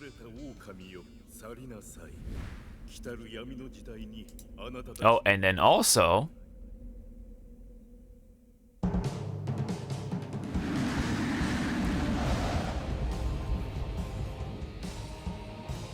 Go Nets is back in there. You thought you got rid of me. Yep.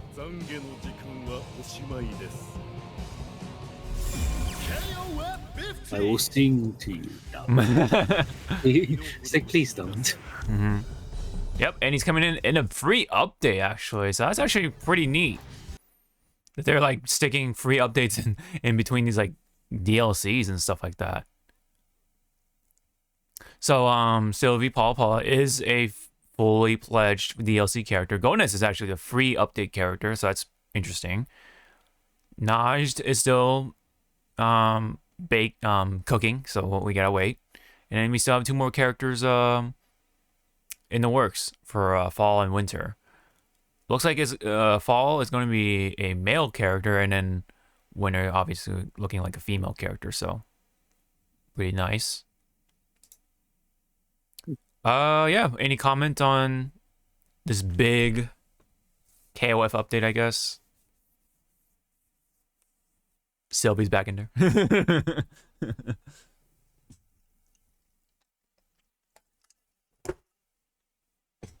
I wonder. No, probably not. Like at the end, like at the tail end of winter, they just throw one more free update character. I don't know. You know, to just keep, complete the package, because it looks like 3 paid, 1 free, 3 paid. Yeah. True. I don't know. You just never know what they'll do with them, right? But yeah, Golness is kind of like a beloved character as a villain, I'm assuming, right? I'm not too familiar with this character in particular, but from what I can understand, he's like a big villain. So yeah, amongst the Orochi sort of group, I believe. Hopefully, I'm not mistaken that. So, but yeah, he's a another like a boss character-ish type of villain. Coming in the free update, just like Omega Rugal. So pretty interesting of how things have been going with that. But yeah, I mean, shout outs to SNK for bringing free updates for the for this game. So pretty cool. KOF fans are eating good. Tekken fans are eating good. Meanwhile, Street Fighter 6 kind of like got the short end, unfortunately. No new announcements there. But that is pretty much it on that part. This one, let me bring it up here. Let's see what that is. Yeah, it's just like a TLDR. What's going on here? So nothing different here. Okay. So it was, of course, with Evo Japan, right? That was the same day during April Fool's, April 1st. So there was some April Fool's stuff going on. But when it comes to fighting games, I think DNF Duel was the only thing that was doing it, from what I can understand. And there's like, oh, look at this roster or DLC roadmap. Look at these characters. They're coming, right? So yeah. That was the only, like, quote-unquote April Fool's joke that they did. And in the comments, people were like, wow, they actually put more effort into this bit here than the actual roadmap for DNF Duel, because there's only one character so far, right? And she's coming, like, way later after 1 year of just nothing for DNF Duel, along with, like, just very scattered distribution for characters overall and stuff like that. So yeah, that's the only thing that happened. So yeah, not much for April Fools on that side of things. Okay, so now we can go on to a different kind of fighting game, and then we're gonna talk about multiverses. We both talked about it in between the break of the Hypecast and stuff like that, and I'll just let this play in the background, but I'm gonna just explain it. So basically, what's going on here was that a lot of people thought, including myself, that that multiverses came out with the full game, right? But apparently, the entire time, it was in open beta. So I was like, we were like, what? So with that, the game is actually going to close, the beta is actually going to close down starting from June 25th all the way to early 2024. So you're going to close for a solid 6 months or so. We don't really know. And they're going to just work on the game. Like, come with like new features, content, modes, and stuff like that. All that jazz when they return. Just thought it was strange because I thought this game was like just out. It was like fully out. There's characters coming out, and then the last character was like what, Marvin the Martian. People were putting money into this game already. Like, I thought this was already, you know, like going right, but apparently it's still beta form. So yeah, that's why people were very confused, and also people were like, hey, I already put money in this game. Like, what the hell? I can't use this stuff for 6 months. Is that what you're telling me, right? Starting from June, that's like, you know what I mean? And then of course on top of that, the cherry on top of this like little sour sundae was like the whole thing with like the lack of characters. Patches have been kind of questionable from what I can hear.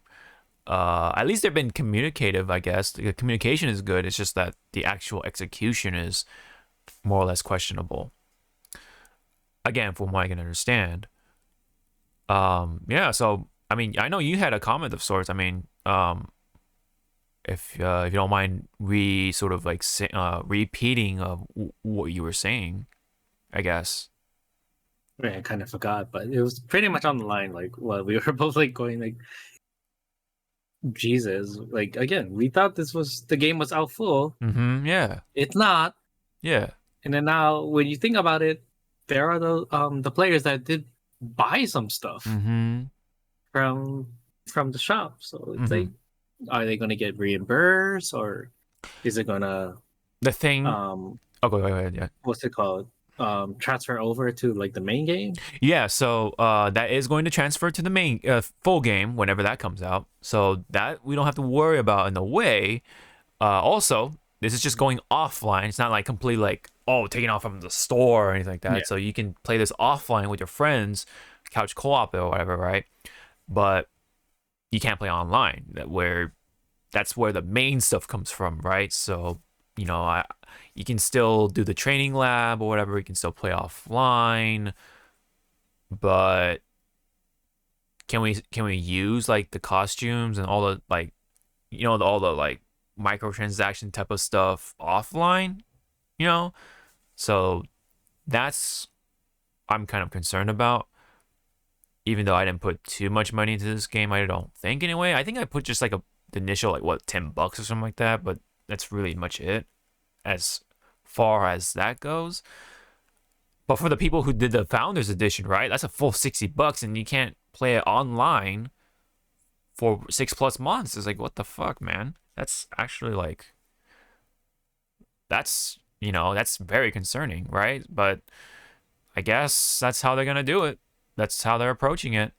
I guess I'll play most of the video here, I guess, or just skim around the video. During open beta, we've been excited to see the interest and enthusiasm from the community, and your feedback has been invaluable to us.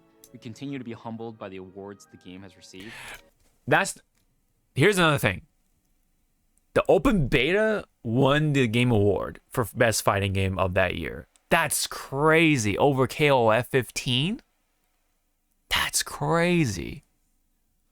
and excited to see the enjoyment that Multiverses has brought to players. Throughout our open beta, we've been working hard to build the best gameplay experience, and we appreciate all the inspiration you've given us. Our open beta has been an important learning opportunity for us and a stepping stone to the next phase of Multiverses. We know there's still a lot of work to do. As a result, we have a clearer view of what we need to focus on, specifically the content cadence of new characters, maps, and modes to give you more ways to enjoy the game, along with an updated netcode and more matchmaking improvements. Yeah, netcode is also getting worse too based on over your time. feedback, and looking at new ways for you to connect with your friends in the game. To do this the right way, we'll be closing the Multiverses open beta 90 days from today. As part of this process, we'll be pausing updates and taking the game offline as we prepare for the launch of Multiverses, which we're targeting for early 2024. I'm sure you're wondering what this means for you. During this downtime, all online modes and features will be unavailable. You will have limited offline access to the training room, known as a lab, and local matches, along with access to your characters and cosmetic items within these modes. We do know that this news might be disappointing, but rest assured, Multiverses will be back. We'll also ensure that all your progress and content will carry over when Multiverses returns next year. Yeah. With a variety of new content, features, and modes. Along the way, we'll be providing updates, so keep an eye on our social channels and website. Thank you again to the entire Multiverses community. We greatly appreciate your passion and excitement and look forward to our next chapter with you. Thank you. So there you go. That's going to be the current status of Multiverses. It's just like been this weird journey so far, right? Like we thought this game was out in full, like we've been saying, but it's this entire time it was open beta. So yeah, there you go. I mean, I hope for the best for Tony and the rest of the team to make this game as polished as possible within somewhere, like they said, like early 2024. So hopefully that'll work out. And then, I mean, yeah, I kind of like my little what's it called, conspiracy self is going like, this is all kind of convenient of the whole James Gunn thing, because you know DC with their movies kind of like going to go into a big ass reset pretty soon. Maybe they kind of have to pull out to go like, shit, now what characters from the DC comics can we or can we not use in this perhaps game now? Yeah, perhaps, yeah.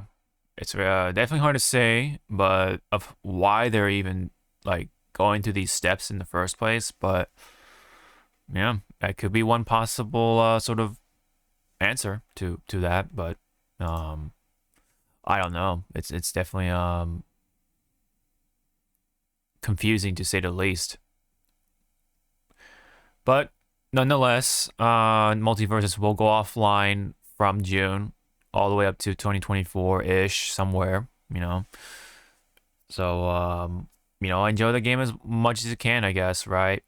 And I hopefully, yeah, again, hopefully things work out, because the numbers have been dwindling, you know, and like we were kind of been saying, Steam had that thing with like, oh, this many players just dropped, right?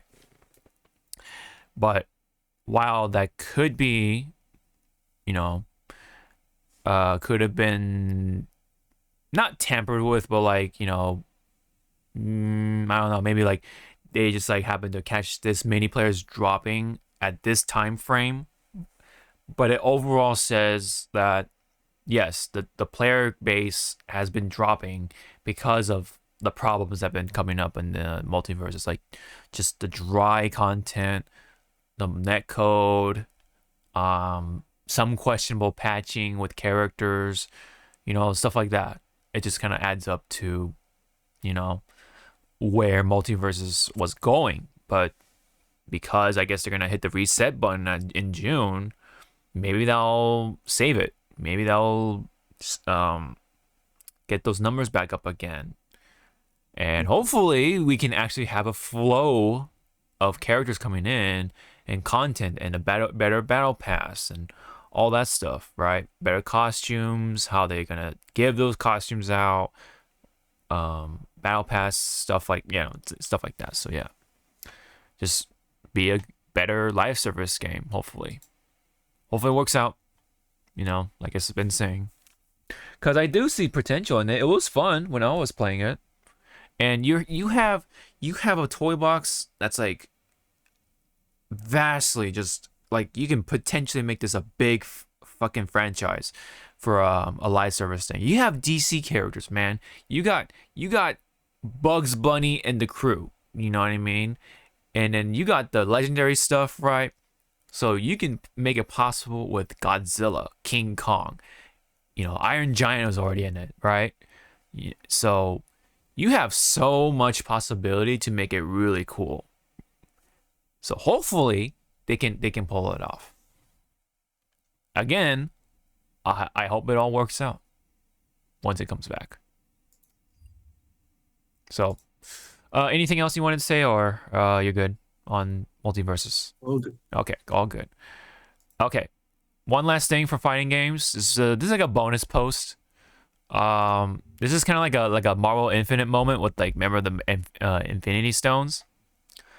So, Mena RD, who won Capcom Cup previously, or most recently, I guess finally got the trophy mailed to him, and this is all he got. It's just like a really regular, like a cup, just like your generic looking cup.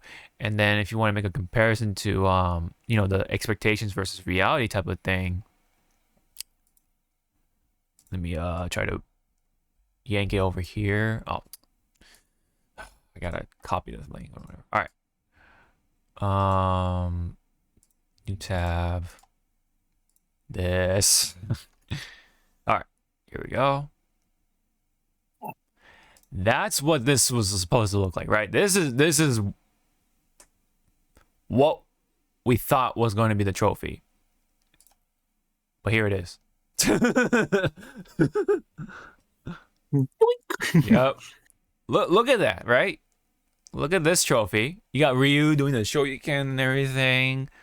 Looks nice. Look at the cup, right? Look at the actual like cup thing, you know, the chalice or whatever you want to call it. Right? Mm. And then that's it. That's the final product. Oh man. I mean, at least Menardi got the money, right? I'm assuming he got the money. I hope he got the money, the cash, or whatever. But that's just, come on, man. Come on, Capcom. And old traditions never die. Mm-hmm. Yeah, even someone, of course, posted the eggs, right? The infinity eggs. Yeah, the lovely reminder for Zawa here. I have no idea what you're talking about. Yeah, you totally didn't. I only have, you know, the fucking figures, you know. I didn't get no damn Easter eggs. I mean, lo and behold, Easter is this Sunday, but I didn't get no damn Easter eggs. What you talking about? Yeah, man already only said just bro, and then the what do you call it, the disappointed face or whatever emoji. Oh, another tweet, he said, after looking at it for long enough, I've decided this is not going to my trophy stand. When I look at it, I don't see one of my best events in my life. It just fills me with frustration not being able to have my cup with me. This does not represent my biggest accomplishment. Jeez. Man, that hurts. And Justin Wong asks, that's your first place trophy? And he just says, Minority just says, I guess. And look how big it is, right? Look at his hand. Look at his hand in the trophy. That's tiny. Look at that. For first place? Bro, come on. This is what the first place player gets for Capcom Cup, right? That's pathetic. That's sad. Nice water cup, Kizzy K says. That's, oh man. Oh.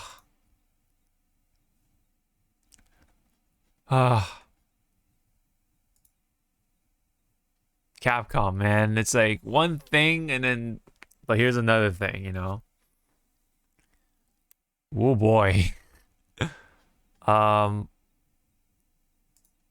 Yeah, that's pretty much what I wanted to show.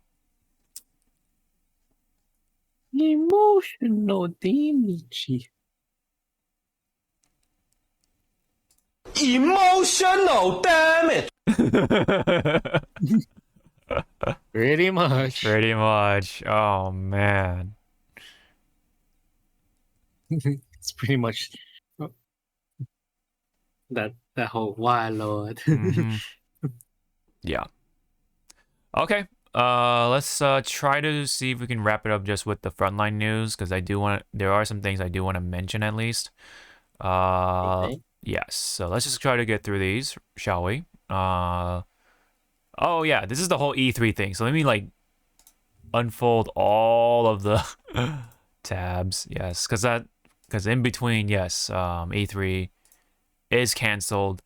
And looks from what it looks like is forever canceled. So any how do you feel about the E3 thing?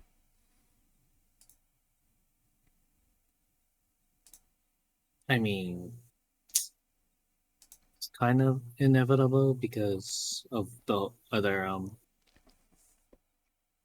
like with Sony, Microsoft, and Nintendo doing their own things. It was bound to happen. It just took took a while Yeah. for it to reach here. Even EA like was starting to do their own thing at one point too. Like not long after Nintendo did their own thing, because even EA had their own little convention outside of the LA Convention Center, and that's where a lot of people were going to, right? Because that's it was outside access, and that was like definitely the initial nail in the coffin, and then all the other stuff that was happening with like the ESA kind of like letting the leak happen with the information. That was like that's like another nail. Remember that? Like the information just leaked, and all the like third parties like got access to the information. So like now they're getting like all these like spam and shit like that. That's one thing. And then yeah, like you're saying, like all the other companies are just starting to do their own thing, and then and especially with like other companies, Ubisoft, for example, even though they said, oh, we're still in it, and then 1 month after this came out, so it's like, oh, we got Ubisoft Forward, all the other companies like Tencent and all that stuff, like they're backing out. So yeah, at this point, yeah, just like what Zawa said, it's just like it was gonna happen. It's inevitable. It was like becoming a relic of the past almost. With all that said, it's still sad to see because it's like it's something we grew up with in the later years. At least you and I, right? It was like from like starting from high school that it was starting to like get more popular, right? At least with us anyway. But from what I can understand, though, it started like in 1995, I believe. So that was like the initial like E3 stuff, and that was like super just like closed in, like just trade event only. Only businessmen and media people were allowed, right? Later on, though, when the internet got better, and of course with G4 and stuff like that, that's when we started to get familiar with E3, and that name is just like, it's like ingrained into our heads, like that's like video game Christmas for us, for all the announcements and stuff like that. So many good moments, right, from just E3, and it carried that sort of like weight to it, and of course a lot of moments were had, like I've been saying, including Reggie's like, my body is ready, right? Moments like that. One of the last moments like that was Keanu Reeves coming out to stage during the Cyberpunk thing, right? And especially with the whole you're breathtaking. No, you're breathtaking. You're all breathtaking. check this out. Yeah, check this out. Yeah, like his enthusiasm, like it was like pretty wholesome, right? But then E3 was like, oh, that's what they need. We need more celebrity appearances, right? It's like not necessarily, right? Like, I mean, It's like, bruh. yeah, like yeah, just because Keanu Reeves is a celebrity and all that stuff, that you know, that's not the end all be all kind of thing, right? Like it's the fact that he was actually passionate for this project, you know. I think he in fact like I don't know about this particular one, but like he tends to like has his own salary given to like the stunt team and like, you know, yeah, like he gives his own money to like the rest of the staff because sometimes yeah, people feel they were getting underpaid and stuff like that, and you know, yeah, Reeves agrees with that, and so he gives out his own money to these folks, and that's, you know, all the more so that wholesomeness that came out from Reeves, Mr. Reeves, man, and you know that it felt very genuine overall, but like E3 just saw like, you know, again like, oh, we need more celebrities, so they brought in all like just this really out of place like people over time, right? Well, even before Keanu Reeves, but like, but even then, like there were like just awkward moments too. Of course, well, you know, equally with the good moments, and yeah, I mean, overall though, I think it's just like old. It's like why do this when we can just do it ourselves type of thing. E3 was expensive to not only go there but to have a space there. So they're overcharging, so that's like another nail in the coffin. And then they started to bring in people, right, which interfered with people trying to actually try out the games, to review them, to give their articles out, how the game is, blah blah blah, to help sell the game. Again, another reason why, yeah, just bringing in the public was just bad. At the same time, with the media people, right? What they should have done was the LA Auto Show approach, where you have just the media people going there to try out the games themselves so they can do their job, right? And then have the public come in and then have a fun time, you know? That should have been, I think that could have been helpful, but it was already like too little too late, you know? And now that, you know, companies are just like, yeah, we're going to do our own thing. So so they have nothing to show. And so they have no choice but to cancel. It was inevitable, but it's still like sad to just happen. You know, again, it's just like something from our childhood-ish, like later part of our childhood as gamers, and it's gone. So it is sad to see, and you know, people don't get to network anymore. But at this point, like, I guess there's other opportunities to network, and you know, it's just what it is, man. It's just how the times are. Things are just expensive, and companies are very tight as ever with their budgets, and they want to maximize their profits and stuff like that. You know, all that stuff just adds up to E3 going away, and I really don't see it coming back anytime at all, really. Like, why? You know? So Jeff Keighley obviously kind of like been riding on that, you know, even before he was like, oh yeah, don't forget about Summer Games Fest, right? But then after it was canceled, he immediately was like, hey, we got Summer Games Fest, you know, and it's like, bro, look how many tweets he got. Look, I think this is the most, quote unquote, most recent one. He said, video game summer isn't canceled, you know? You know, just writing on the fact that E3 is canceled. Like, Jesus, man. Like, we get it. It's definitely not the same. It feels more scattered-brained. It doesn't feel like, you know, it doesn't come all together. Because this fest thing lasts for the entire month, I believe, right? So instead of like just like 1 week, so it doesn't feel like, you know, it's like back to back with games and stuff like that. It just kind of just feels like, oh, this is one game for one day. look at this new game for this other day, you know, that's that type of stuff. Like, yeah, okay, you know, we still get video game announcements, but yeah. Jeff Keighley was a part of E3 for a long time, and then he saw the direction what it was going to, and he's like, nah, I'm going to do my own thing. And then that's why we have Summer Games Fest, and I guess it's doing better just because you don't have to pay that much, I guess, to be featured in Jeff Keighley's thing. In fact, I think he even asks the companies to join him, right? Rather than the companies going to him. So it's like a two-way street sort of thing already. I don't know. It's just like overall inevitable, but still sucks to see kind of thing. Still sad. Yep. Anything else you wanted to say for E3?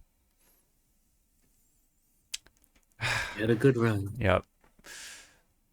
And now you sleep. Yep. You sleep forevermore. Oh damn it! I'm sorry, I didn't mean to play that horn. That's not the right one. That's not the right one. I'm sorry. I thought it was gonna be like a you know that one? Oh, the not the funeral, but the memorial theme or whatever. Yeah. Yeah. My bad. Well. Oh well. Want. No. Yeah. I'll just play this one. Yep. Pretty much. That's the more appropriate one. So yeah. But for Jeff, it's like oh, never mind. That's not I guess it doesn't work, I know. Or it won't work with the mood. Never mind. Alright.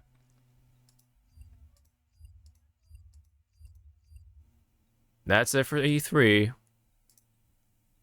The i3. Yeah, yep. At the E3. This one's just a quick one.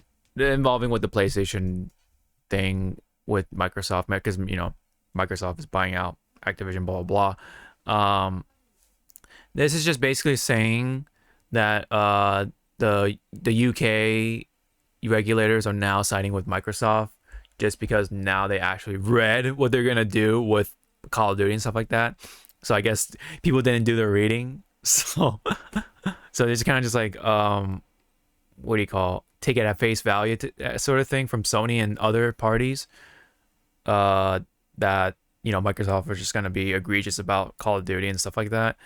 Even though Microsoft was like, yeah, we're gonna like release it on all their systems too, you know, and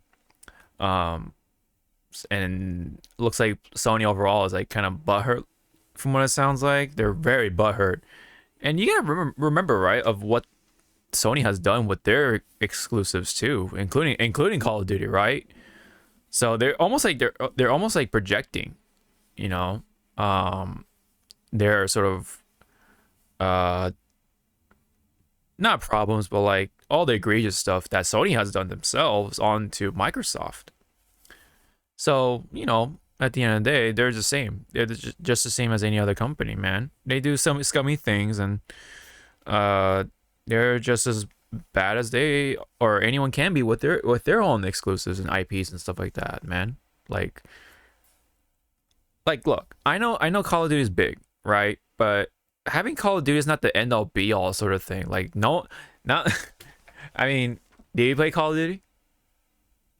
Me? No. Yeah, exactly, right? So I don't play it all that much either. I like Call of Duty, but I don't play all that much either. I'm playing like JRPGs and all that shit, right? Like Genshin Impact and all that stuff. If anything, they should be worried about more about Genshin Impact more than fucking Call of Duty, in my opinion. Even though, yes, Call of Duty does make a lot of money, but it's just so funny of how Sony has been acting as a whole overall. So yeah, just thought I'd bring that out there. And okay. Yeah. In fact, I should have put this up there. Sony is being accused of employing anti-competitive tactics against Xbox in Japan. And they're being accused by the members of the U.S. Congress. So, you know. Yeah, it's like that.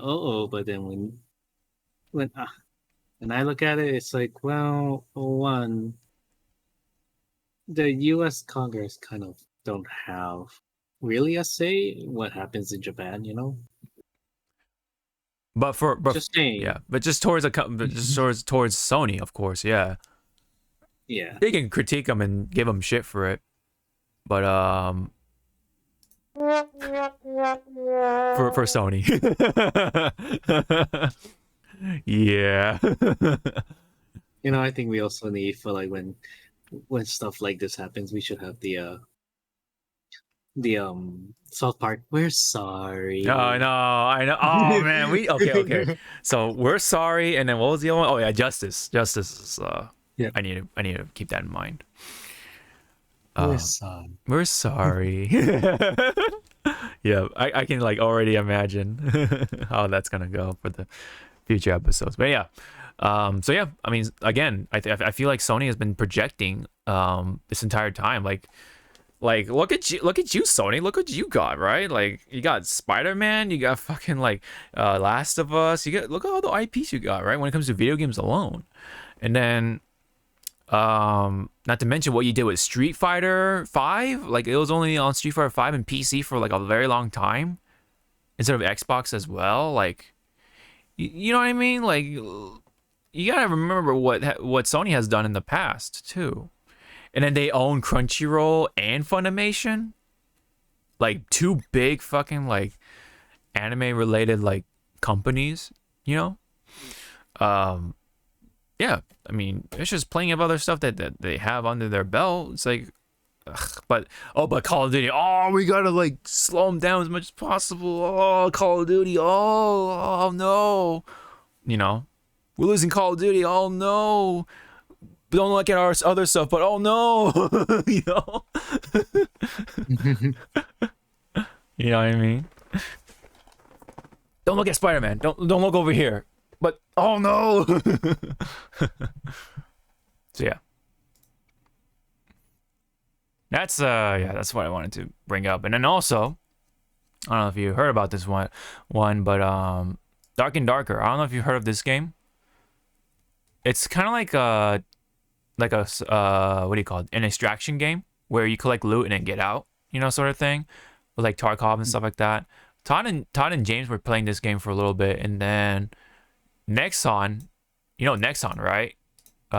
Yes. They make their mobile games and stuff like that. We're like, hey, we believe you're copying our stuff, right? But what's going on was that so Nexon wanted to make a game like this, right? But then the devs and Nexon were kind of like butting heads, and developers were like, hey, we want to make, I think the game should be this way, but Nexon was like, no, the game should be this way. And so those developers left and made their own studio called Iron Mace, and then they made Dark and Darker. But then Nexon was like, hey, we believe you took our shit along with that, right? During that process, so, you know, you took our code and all that shit, blah blah blah. So they even had like the police like raided their like office for any evidence, and then now I guess Dark and Darker is off of Steam or whatever, just because. It's like, oh man, that's fucked up. I mean, if there's proof, okay, great, but like right now it's like bro, like damn man, they're like after fucking Iron Mace, you know. And so because of that, content creators like Lakari, kind of infamous for mobile game gotchas and stuff like that, including Genshin and other such games. He said, because of Nexon's actions against Dark and Darker, I am deleting my Blue Archive account. Blue Archive is like another big mobile game right now, with gotchas and waifus and stuff like that, right? Doing it live, be there. I will no longer be considered the Blue Archive guy, and I'm no longer going to support game companies that decide it's cool to ruin potential good games. So yeah, so players like him are feeling this way about Nexon. So that's definitely a stinker for sure. And apparently, it said, according to one person, Nexon had Iron Mace investigated several times by police over video games. Even if they found something, which they didn't, Nexon either way is seriously doing something wrong regardless. Search warrants over video game code, that's a waste of police resources regardless. So yeah. So overall, like, looks like Nexon is painted as like the bad guys in this case, and then Iron Mace is like the underdog for right now.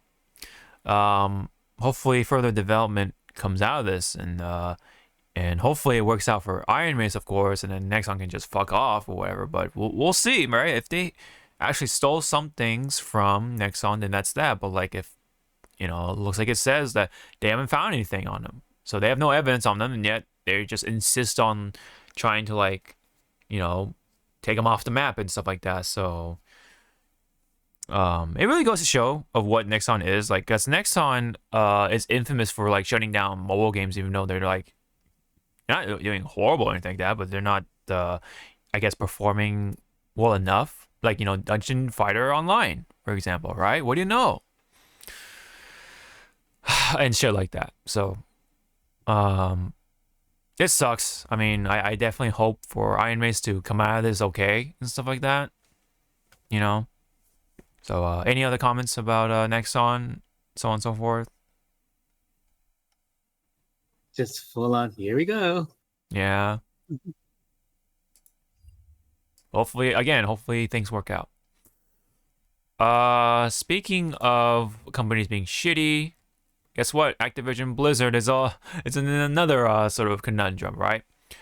Video Game Chronicle came out with an article saying Activision Blizzard has been sued by the U.S.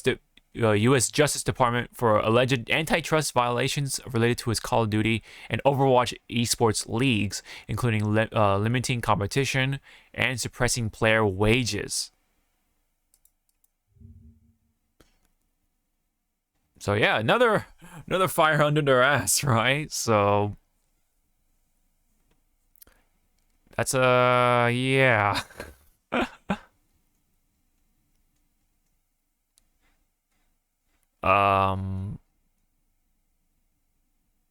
It's so funny, like, this is all happening like while the purchases the buyout is happening as well. So how much like dirt Microsoft has to deal with before they get to like really like get the things going, right? Yeah. Any comments about this stuff?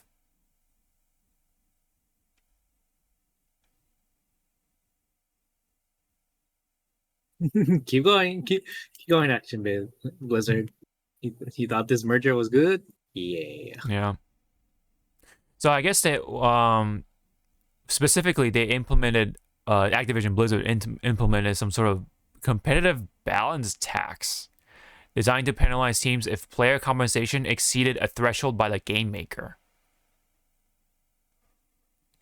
Okay, damn. Wow, that just sounds like they want to take more money for no reason. Like, they implemented their own tax? What the fuck? What are they, the fucking government? Like, they're not a government agency. Like, what the fuck? They're not the IRS. Like, what the fuck? They're not in charge of taxes and not regulating taxes, but like, handling taxes and all that stuff. Like, what the fuck? Like, okay.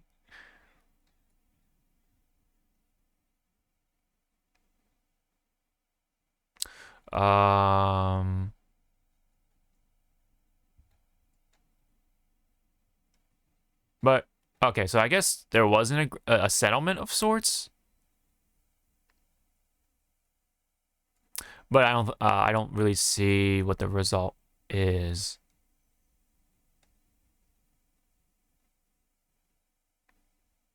I guess here it says we always believe and still believe that the competitive balance tax was lawful. So I guess this is coming from Blizzard. I'm not sure. It did not have an adverse impact on players' salaries. The tax was never levied, and the leagues voluntarily dropped it from our rules in 2021. We remain committed to a player ecosystem with fair pay and healthcare. Continue to have the least restrictive player mobility compensation system across all of the major sports leagues. Yeah, I don't think there's really much else detail to it, but yeah, the fact that, again, it's just like another fire under Activision's ass. It's just like it makes it harder for Activision Blizzard to get out of that hole. And again, they're definitely covered in dirt, and Microsoft has to deal with that like once they buy them out, right? So yeah. Yeah. Any other things you wanted to say, or you're good? Oh, sorry. Do you have anything? Oh, okay. So are you... No, I'm just shaking my head and okay. Got it. All right. There was gameplay for meanwhile for Tears of the Kingdom, Legend of Zelda. Did you watch this or no? I did watch it. Okay. I don't have any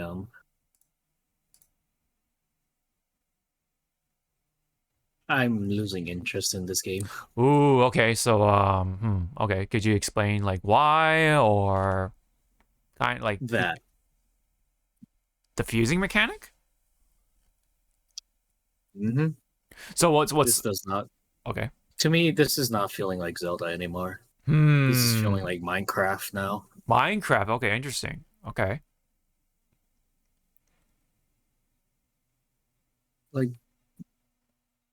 Like the combat's the only thing that people complain about the combat system about, Breath of the Wild was the durability thing with the weapons. And it's still around. Yeah, it's still around. So this doesn't feel like it's a sequel or anything. This feels to me like a fucking like big deal. Like a big ass like DLC. Yeah. I definitely understand. Like that. there's no differentiate like if there was a graphical improvement or anything. Yeah. It's still on the same system, yeah, so. And then again the whole fusing system is like why? Right. Okay. Yeah. Like I'm seeing I'm seeing nothing worth my time with this game now. Okay. Yeah, that's fair. I mean that part is pretty awesome. Right. Like you use different objects or different mats to have like a different attribute or whatever to your weapons. But again, the fusing thing that does not feel like Zelda anymore. Right. And then if you see here, the memes that came out of this was hilarious. Oh yeah, for sure. Yep. That is cool. Yeah. The eyeball thing. Okay, yeah. But the weapon fusing thing, you're not feeling it. Yeah. Okay. I'm gonna make my weapon super long. Yeah. Okay, and well, all they could have just done with the weapon stuff that people would complain is Tears of the Kingdom. Weapon durability gone. You'll hear the cry of everyone saying yes. Okay, so here's my thing, right?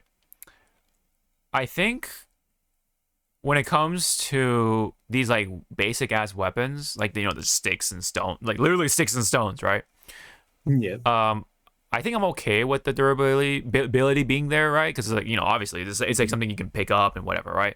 When it comes to but when it comes to like the big weapons, right? Like the mainstay sort of quote unquote mainstay weapons, right? Like the in Breath of the Wild you had the champion weapons, right?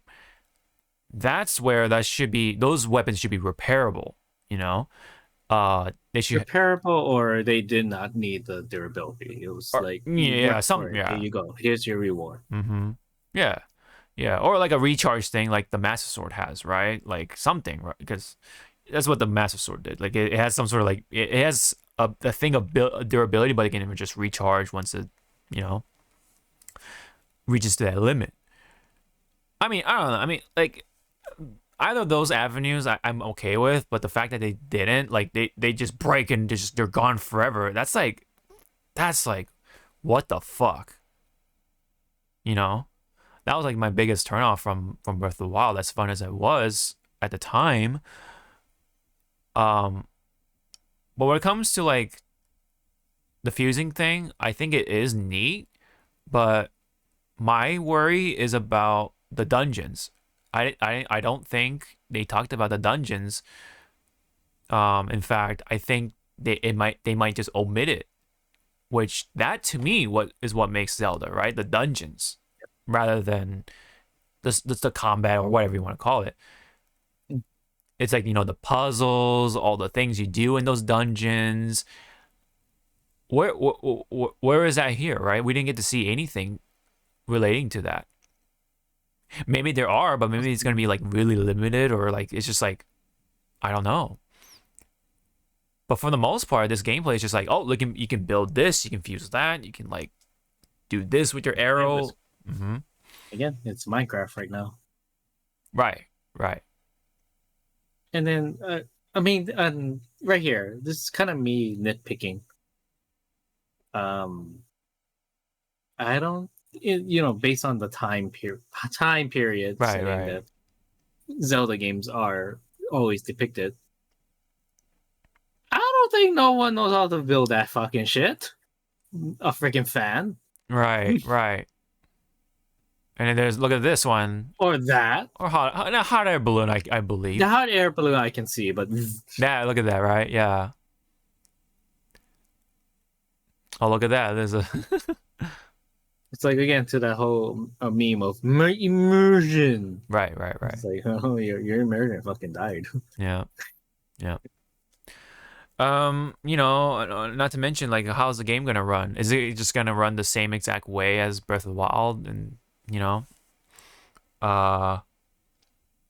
again, like, where are the dungeons? What are we gonna do, right? Are we just gonna be outdoors the entire time, or building shit? And it's just gonna be a sandbox almost, like Minecraft?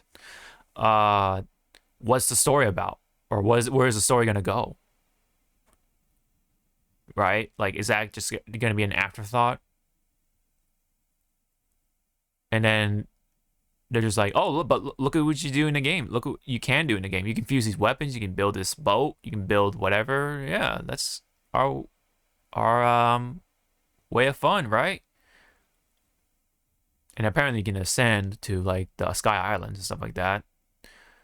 There's different like little regions. Like you have the snow stuff. You got of course there's grasslands. But I don't think they show any dungeons, right? So it's like, where are the dungeons? What you know? So that's my biggest concern. And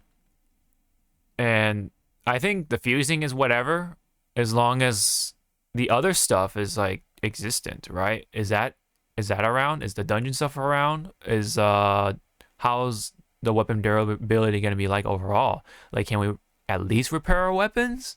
Is there a blacksmith? Oh geez, look at that, right?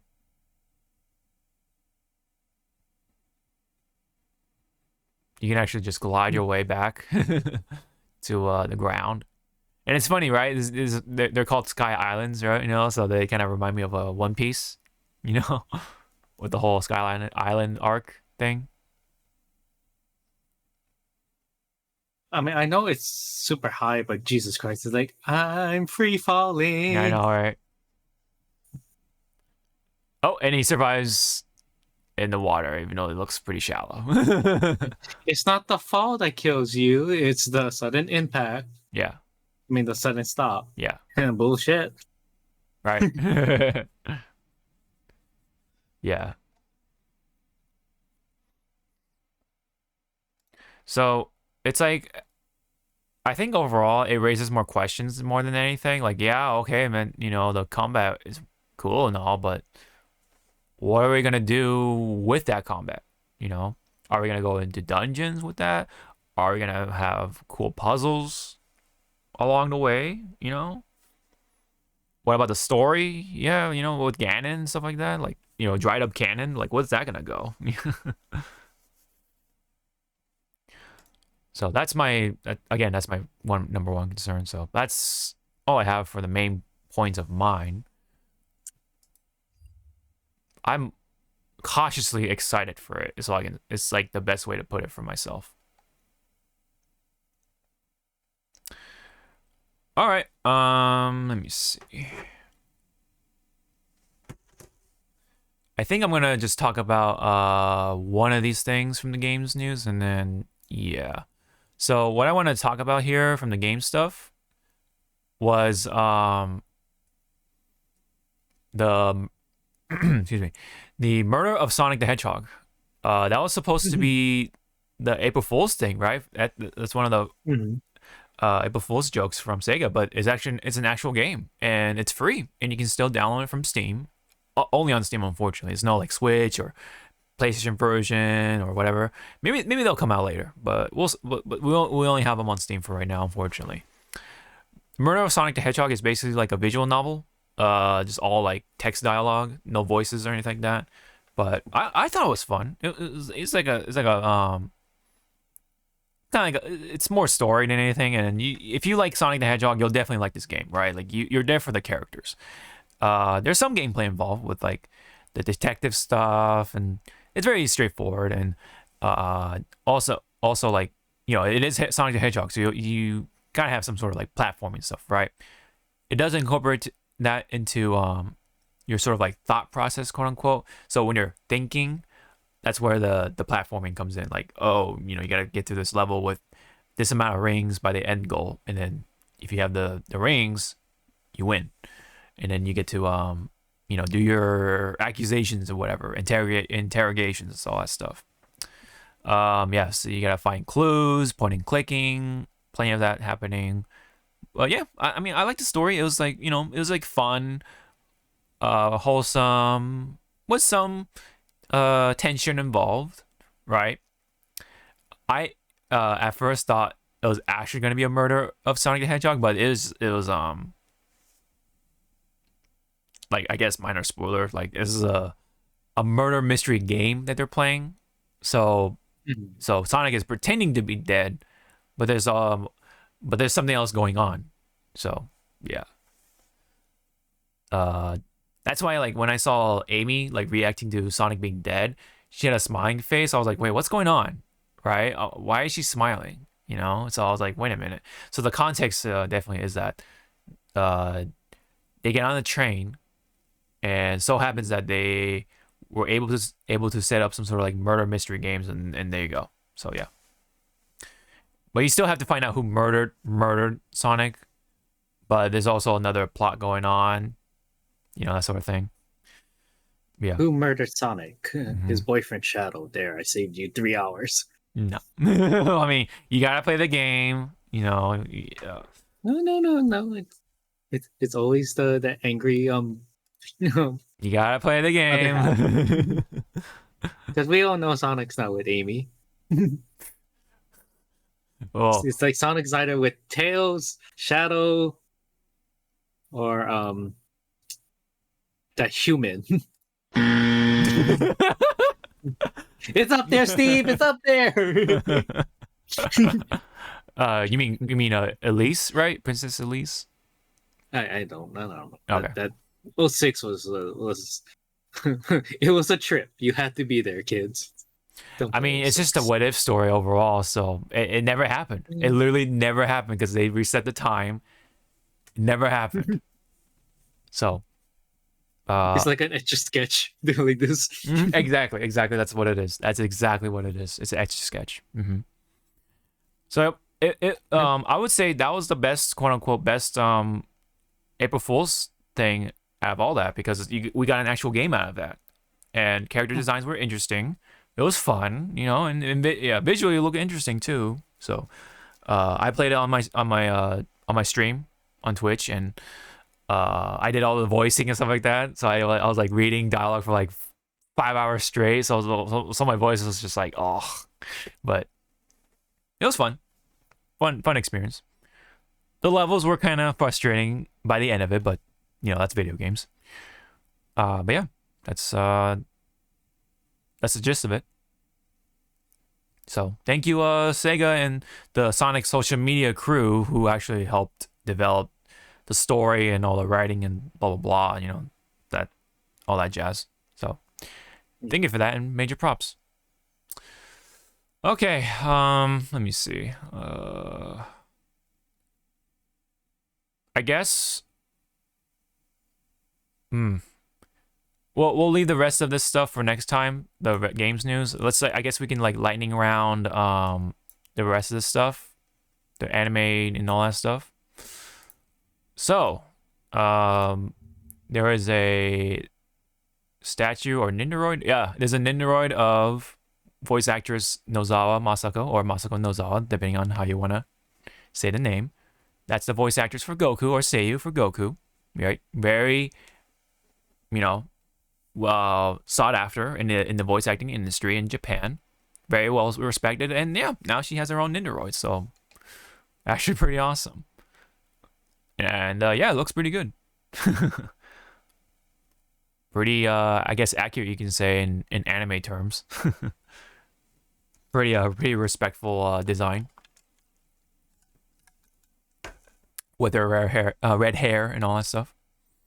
Mm-hmm. Is this something you're considering, or maybe when it's on sale or something? Yeah. Yeah. This is how Nindoroid. You fuckers are expensive. Yeah, they're like $50, like minimum, man. They're minimum. like that big too. Like. Let me see. I have a couple. I have a couple. He says.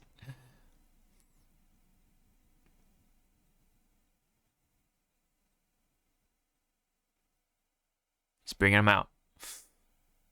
Oh god, they're still in their box. Yeah, look at all these fuckers. They're still in their box. Oh god. Come here. Okay, let's see. Venom was bought a year ago. Because he was released a year ago. He's fucking tiny. This was 170.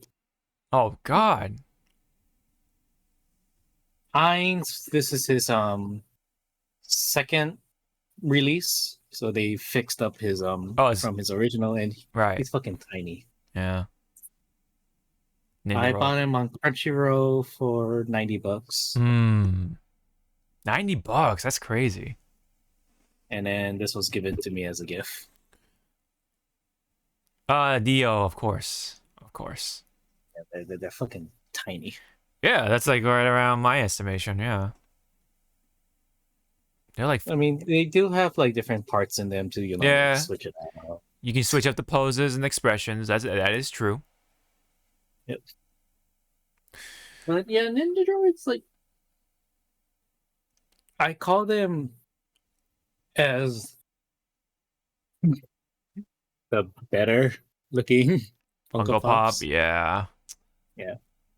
So if you're doing like, so for those who wants to get into figure collecting, yeah, that's how you should do it in my honest opinion. Funko Pops, Ninja Droids, Amiibo, or like, somewhere Amiibos in between, Amiibos. right? Yeah, in between. Amiibos are like cheap and they look pretty good too nowadays. Yeah, and then you can get to like Madhouse, Kotobukiya, for the big ones. Yep. Man. Again, Batty, Madhouse, 10 inches. Yep. Nicely detailed too. I like it. Well, let me strike. Very nice detail. Yes. Very yes. nice detail. Yes. Indeed, yes. As she turns, yes, the back. Yes. I'm talking about the back, sir. Yeah, oh yeah. Uh-huh. Where are you looking at? Nah, your finger's up there, man. Your finger's right up his. No, it's not. It is resting. I'm giving him support. Oh yeah, sure. Mm-hmm. I'm giving him back support. Mm-hmm. And speaking of newly acquired figures. Hmm. This is $40. He's a good fucking size. Oh wow. Yeah, look at that. For something cheaper than an average Nindoroid, yeah. I'd rather get an Agumon. Hell yeah. Absolutely. Do they have one for Tentamon or no? Or is it just Agumon? From what I saw was just my boy. Ah, okay. Figures. And let's be real. Hawk, if they had, well, I mean, I'm sure they have like a good statue of him. If they had a good Ninja Droid or Funko Pop, I mean not Funko Pop, or like a good figure of Machine Dramon, you'd be like, Oh my god. Yeah. you'd be like this. I'm pretty sure those bad boys are expensive because they have a lot of detail. I mean, War Greymon, because he came with tie.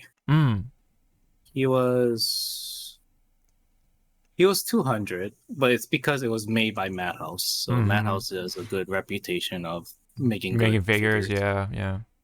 Yep.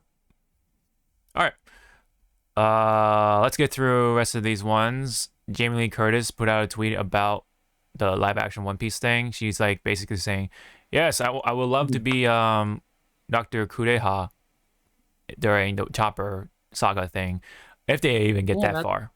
Yeah. Oh, yeah, I was gonna say if they get that far, because I don't think they showed Chopper. Right. Yeah. As but that, what, fucking go at it, girl. Yeah. It's just like a cutout of her face over like a figure of Kureha, but like just imagining it, I say it's a pretty good match, right?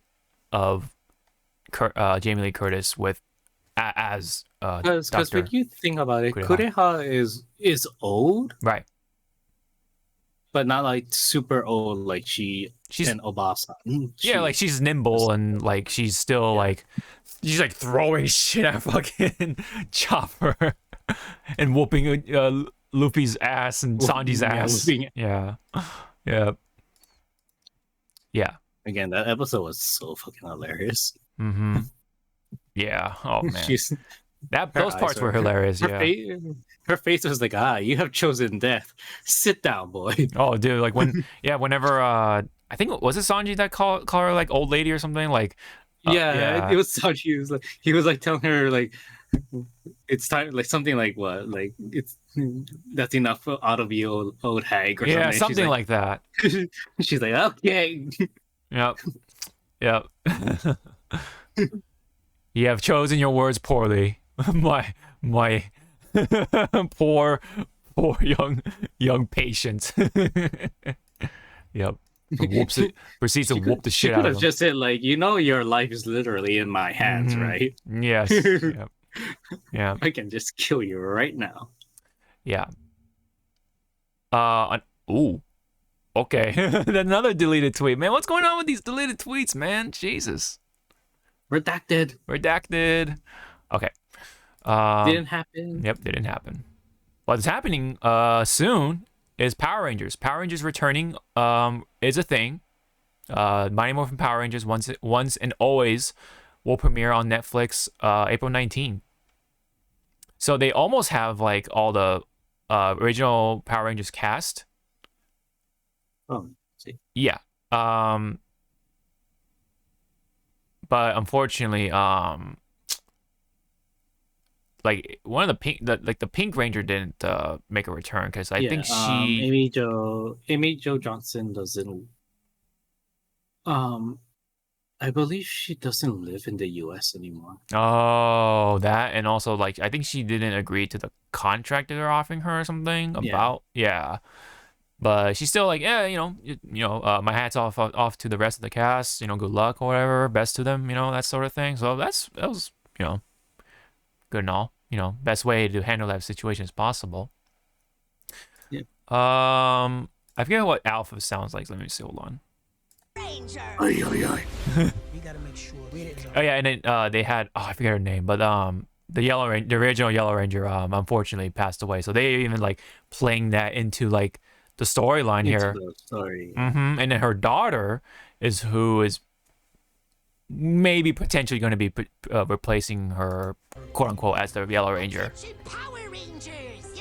Oh yeah. Oh, you can hear Alpha's like the voice actor's like age, man. But yeah, I think it's. I'm dying. Yeah. Didn't upgrade me since the 90s. Yeah.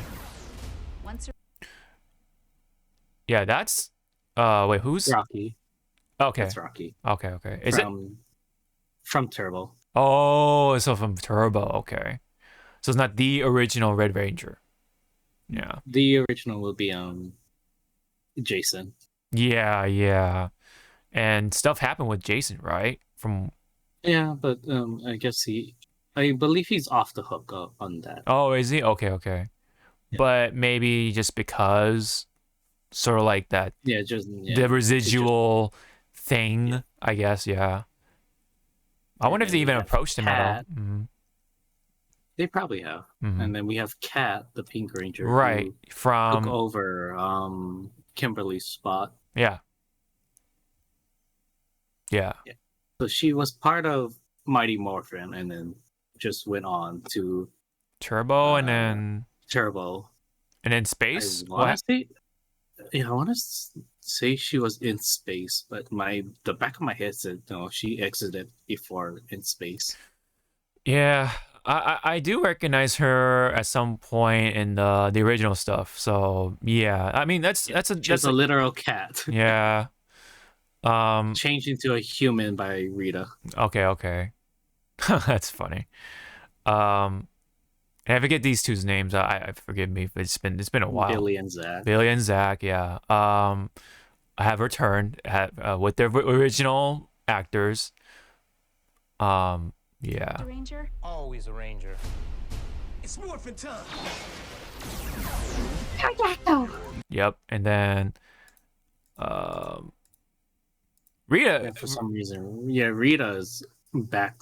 Rita's Where's back. that meme of fucking Star Wars?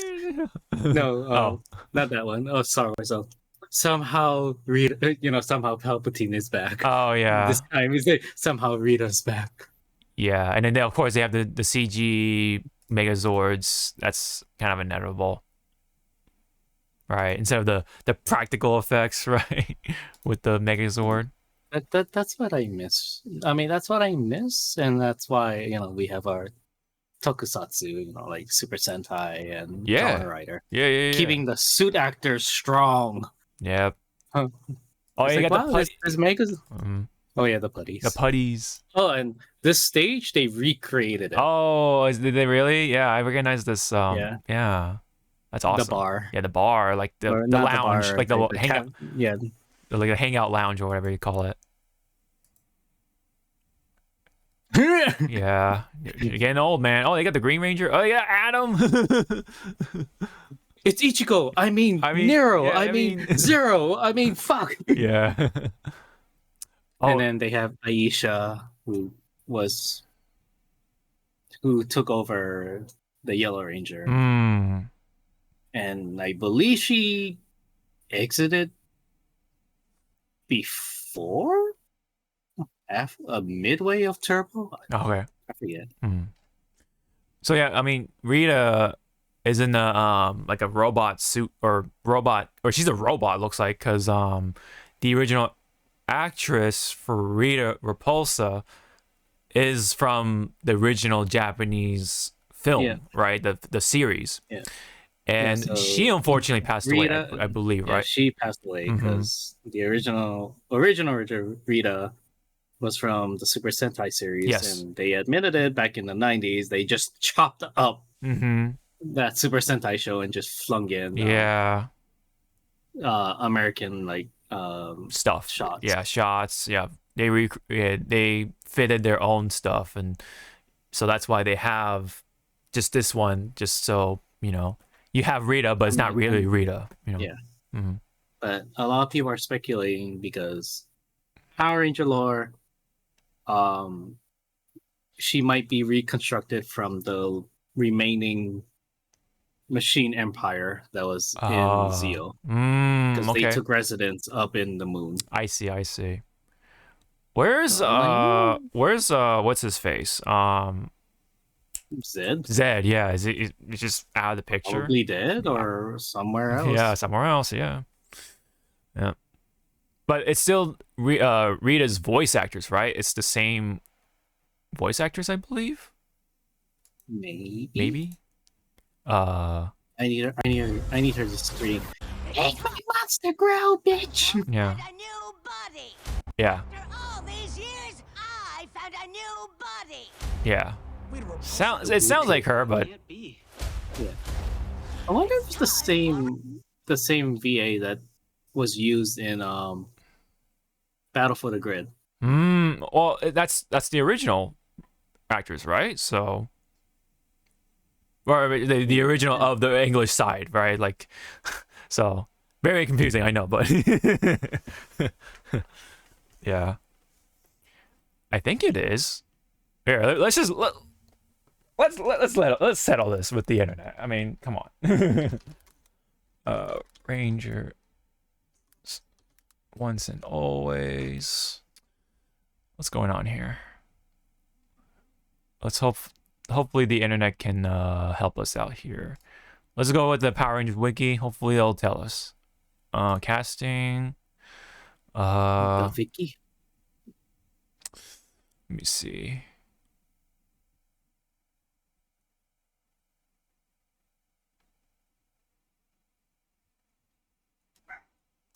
It does. It just says for the Power Rangers they have their like original roles, quote unquote, right? But it didn't say anything about Rita, unfortunately.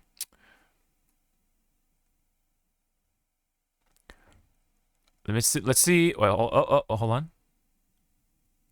Barbara Goodson. Let me see if that's. Oh,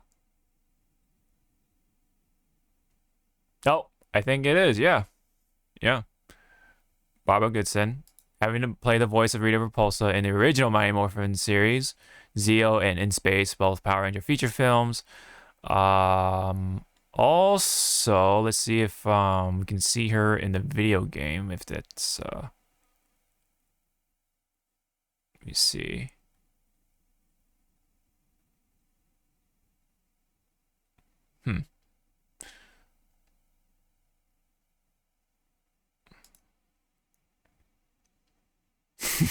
Man, this original Rita Repulsa, man. The face when you finally take that good shit. Yep. This is the English version of Rita Repulsa. Yes, I'm assuming. Yep. Yeah.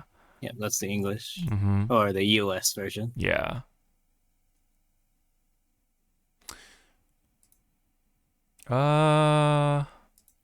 Who's this one? Oh, that's the actress. Okay, yeah, that's the actress, and that was when she was shown after In Space when what's his name killed Zordon to make everyone good. Mm-hmm. And then there's this version of Rita, pretty different.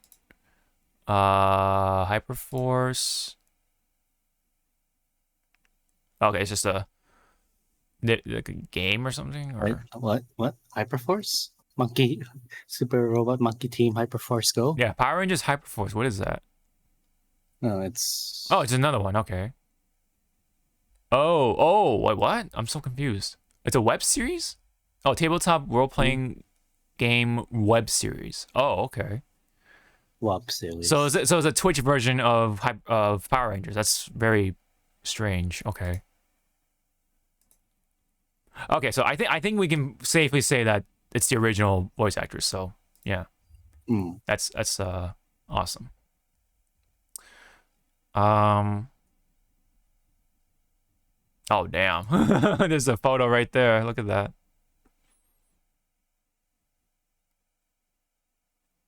Yep. Why the hell is Ichigo there? Right. Dude, look at or Zero. Dude, Johnny on Bosch, man, he's starting to like age, man. You get to like start to see the wrinkles and everything.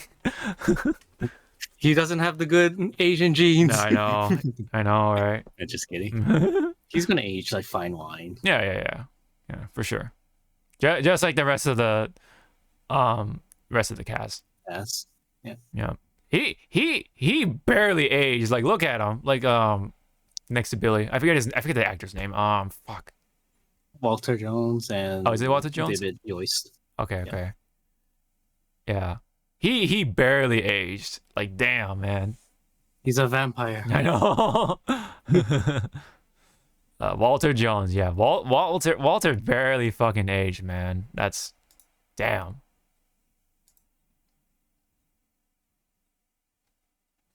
Okay, so that it's in the It's also like when you think about it, some of these Power Ranger actors never seen each other for like a while.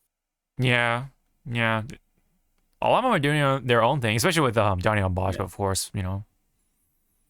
So it's pretty much like this is a good big ass reunion. Yeah. For some of them. Mm-hmm.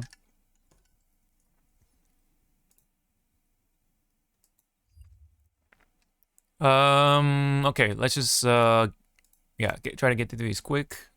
Zoom. Okay, so Gamera. There's a new poster for Gamera, the Netflix series. Speaking of Netflix, so it just says on the subtitle, it says Gamera versus 5 Kaiju.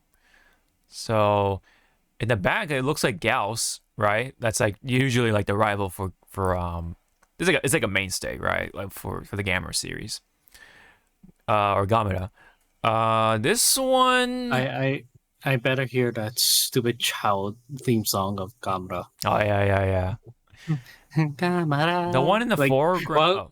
While he's fighting the five kaijus, that song plays over, and you're like, look at this Gamera though. It looks pretty cool. I like this design.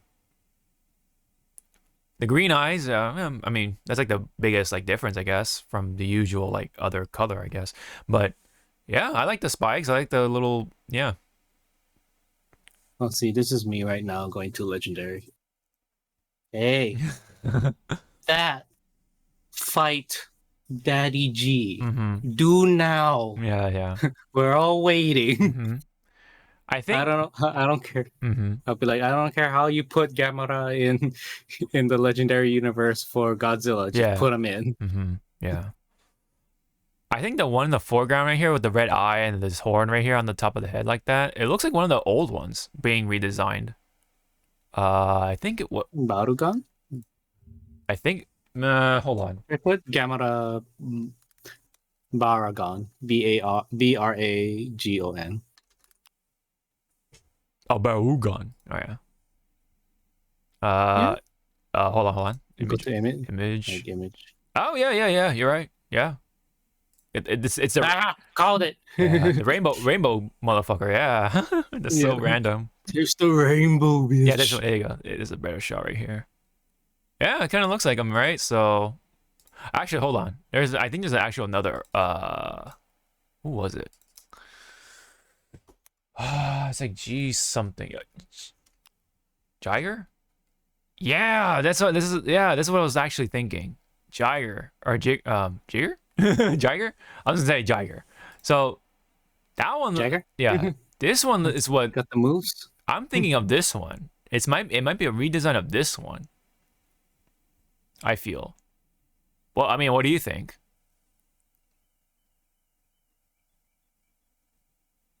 You got the horn on the head. You got some shit going on the side, but I mean, it's a redesign, so yeah. But I don't know. I think the horn on the head kind of resembles that. Hey, look at that. Pretty close, right? So it's either Barugan or Jiger. Let's just say. Yeah, even this artwork kind of resembles this a little bit. Obviously, it's like old, so that's. What should be fucking Gigan? Just out of nowhere, it's Gigan. Right. I'll be like, wait a minute. Right. Yeah. I'll be like, that's illegal. Yeah. Let me see. Oh, I remember this. Yeah, he threw that shit in his head, and that's how he dies. Oh man. But yeah. There's Gauss again. You know, that's a classic. You gotta have Gauss. You know, it's a King Ghidorah kind of, except there's more of Gauss. You know, they like to breed and stuff like that. But the rest of the kaiju, I wonder who is going to fight Gamera for this 6-episode series. Man. Oh no, Like, man is the worst enemy. I know, right? We're terrible. All right, we'll look forward to it. We want to see more trailer stuff, just see how he like animates and stuff like that. All right, this one. Did you see this news? It's there's a Scott Pilgrim anime coming to Netflix. More on Netflix stuff, right? And yep, and it's kind of funny that most of the cast, pretty much the cast is returning. Yeah, Chris Evans. Chris Evans. Yeah, the cast of the movie is here.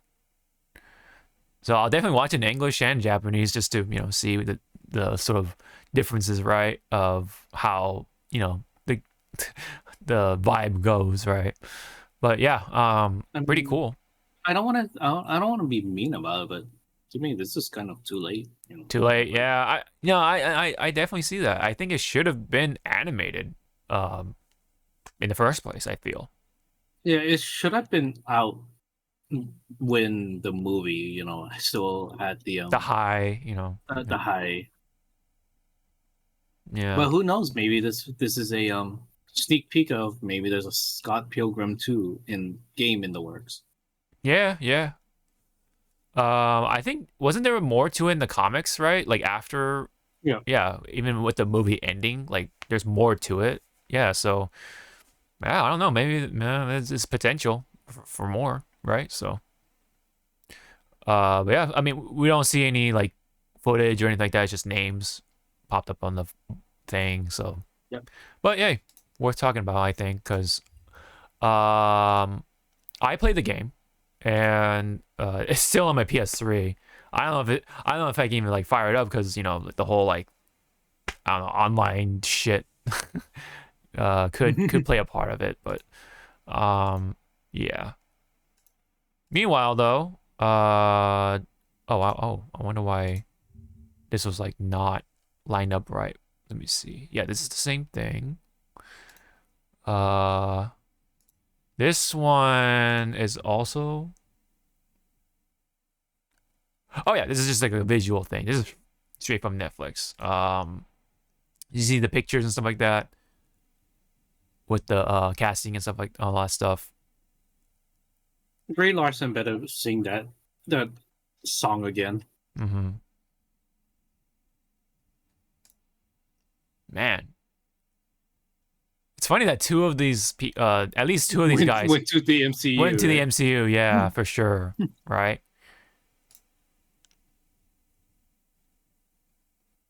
Yep, I definitely recognize most of these faces for sure. Especially, of course, Michael Cera. But yeah, I swear, Michael Cera never ages yet. Oh yeah, Kieran that's so random, right? Macaulay Culkin's brother, right? Or yeah, is in this film, or yeah, is in the film. Yeah, that's pretty kind of wild. Yeah.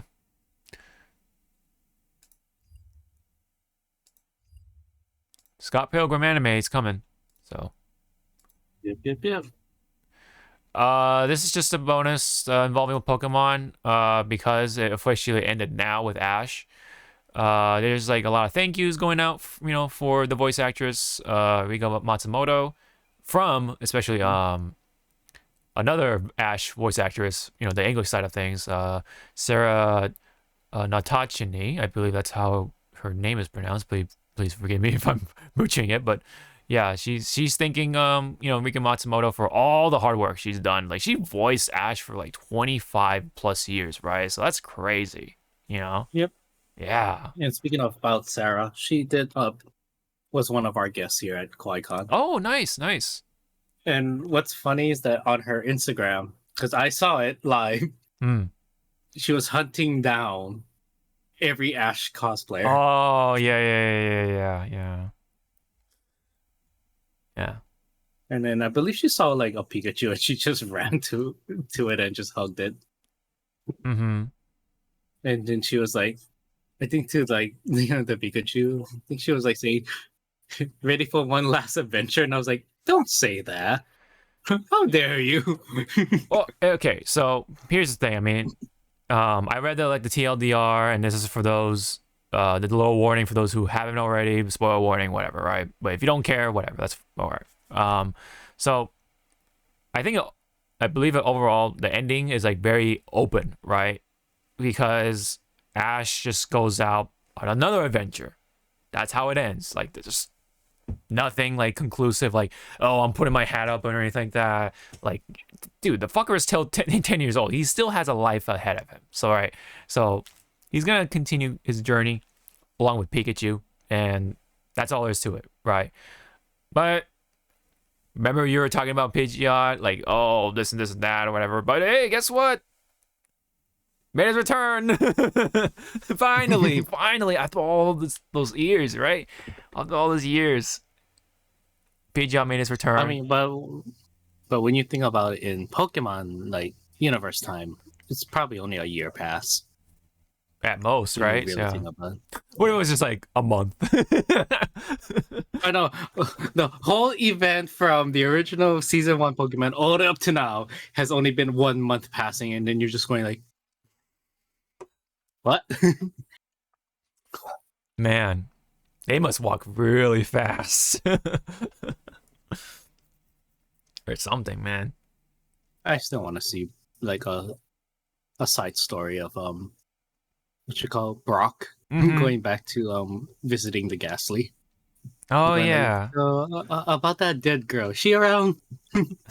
God, I wanna. Okay, like I wanna know why. Remember when Brock stayed on that island with that one doctor, or the professor, right? That Oh, everyone wants to know what the hell happened. Yeah, he like curls up every time they mention. Yeah, yeah. he has like Her PTSD. name in.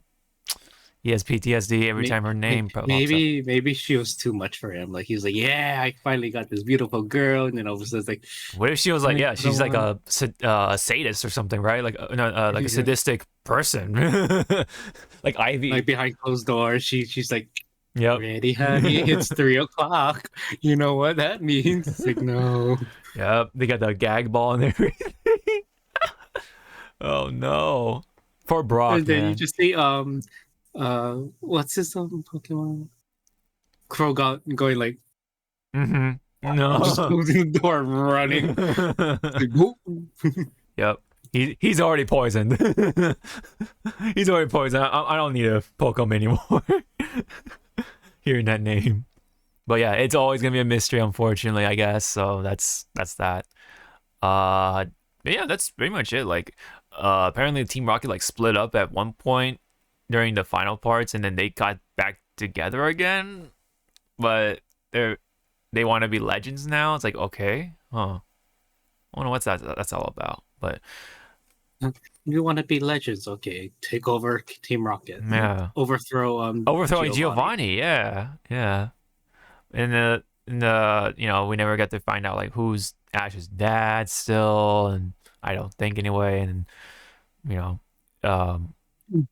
other than that, it's like he's still going. He's still going on the journey and stuff like that. He's still trying to be a Pokemon master, so to say.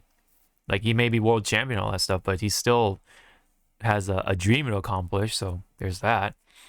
And yeah, From what you were saying, like Team Rocket split up, come back together again. It would have been funny to just see what's her name? Cassie and Butch just show up randomly. Butch and Cassidy. Randomly to go like, hey, we're here to kick your ass, and they're like, okay, let's go. Yeah. Yes. And then for the new anime that's coming up, I don't think Team Rocket's gonna be like appearing at all, or if not, like very little, or just like a cameo like with Ash, right? Other than that, I think that villain is going to be, at least for a while anyway, is going to be that trainer with the I forget its name, but the the Dark Knight looking thing with the swords. Looks like a Mega Man designed Pokemon. Sword Man. Sword Man, yeah, like Dark Sword Man. Yeah. that motherfucker is going to that trainer is going to be the villain for a while, and then yeah. And then for Sarah here, she put out like a lot of tweets, including this one. It says, Satoshi and wow, I love how she said Satoshi, not Ash. That's pretty funny, very interesting. Satoshi and Pikachu's journey ends in Japan today. Please join me in congratulating Pokemon on an incredible 25-year run with this iconic protagonist by posting your fan art, blah blah blah. And yeah, so. To which, for some of us, that's almost half our lives. That's crazy, dude. Following this kid. Yeah, man. Yeah. That's such a like. It is trippy to think about. Like, Ash has been around for 25 years, dude. That's crazy. And like, with Digimon, they just like they have a conclusive story to a lot of their like characters and stuff like that. But with Ash, it's a very different thing, and clearly they wanted to like keep going with Ash for a very long time. But yeah, I mean, even with that, there's gotta be a point where you gotta move on. It's inevitable. Yeah, it's pretty much the whole what's it called? Filthy Frank. This has to stop. It's time to stop. It's time to stop. Yeah, I missed Filthy Frank, but YouTube, man, what can you do? Anyway, YouTube and that his he did say that doing that voice was killing his throat. Yeah, all the time. Yeah, especially with how much content he was putting out. Oh my god. Now he raps, so yeah. Yep. Now he raps to even destroy his voice more faster. But he's doing what he also loves as well. Yep. Yeah. You know what? Fuck it. I want Filthy Frank and James Chen rap. Do a collab rapping song right now. Yep. Dead. Yep. Yep. You just see like a bunch of other characters. There's Captain Pikachu, so you'll see Pikachu again. So unfortunately for the voice actors for Pikachu, still has to kind of keep going away because you probably have to like re-record lines here and there, and like I don't know, like it's like Matsumoto's like, yeah, I get to take a break now, and then the Pikachu voice actor is I forget. It's like that meme, right? Like, that the kid's like, wow, I can take a break, and then there's that huge blob monster's like, no, you ain't. Yeah. Yeah. Yeah, it looks like the girl's gonna have Sprigatito as the main Pokemon. And then where's the... Oh yeah, there's Roy right here. Poor choice. Poor choice. She should have either choose Fuecoco or Quexley. Oh yeah. Oh, Serenite. I think it was Serenite. I think it was the name of this Pokemon right here with the dark swords and stuff like that. So.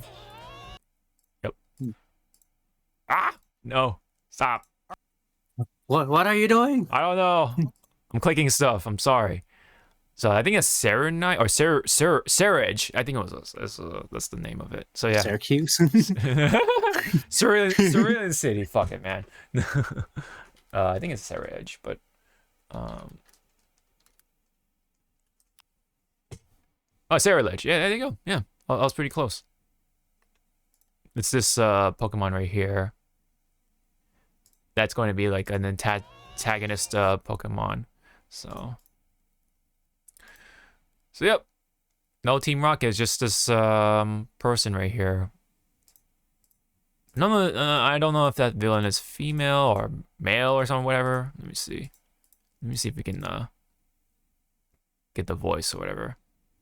Somewhere. Maybe not. I don't know. Seems like not, but whatever. Anyway. new Pokemon is coming. I think at the end of this month ish. But yeah. I mean, again, like a good ending shot for like Satoshi's send off. Should have been him and Pikachu walking off, but in the distance you see Red just waiting for him. That would have been sick, dude. Oh my goodness.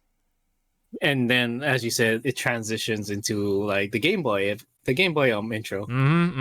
Somehow, right? Like with Nidorino and Gengar, which makes no sense at all, but whatever. I mean, Hey, shut up. Back then we all were recreating that fight scene with our friends. Yep. Somebody had the Gengar. Yep. Yeah, and that could yes. Yes. Yes. Will I have the Nidorino? No. Ash has the Gengar, so Red has to use a Nidorino. So it'll probably be like a powerful Nidorino somehow to I know, right? Yeah. Because it's Red. I mean, he's a good trainer, right? So yeah. Well, yeah, that's the ending shot right there on the right. Literally, that's how it ends. It's like very like open ending kind of thing. And then on the left, obviously. I still. Yeah, again, this is old me talking. I like Fat Pikachu. Yeah. I miss Fat Pikachu. We do get Fat Pikachu when Pikachu turns into the Dynamax mode or whatever. So. Right. Yeah. It's something. It's something, right? So. But now we're gonna have Captain Pikachu. So, Pikachu with the hat is literally what that is. New challenger, Captain Pikachu. Yeah, Pikachu.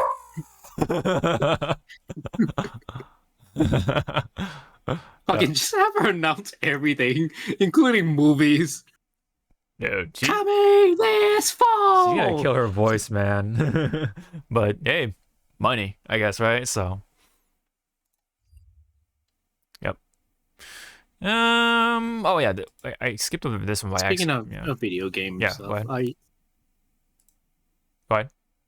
When do you think the next, like Pokemon spin-off game is gonna appear? Oh, man, I don't know. Oh, what would it be? What would it be at this point? Yeah, what would it be? Yeah, I know, you're right. We already have Pokemon Snap. I count Pokemon Arceus as a spin-off, not a mainstay. Yeah, that's pretty much what it is. I feel like they could do a black and white remake or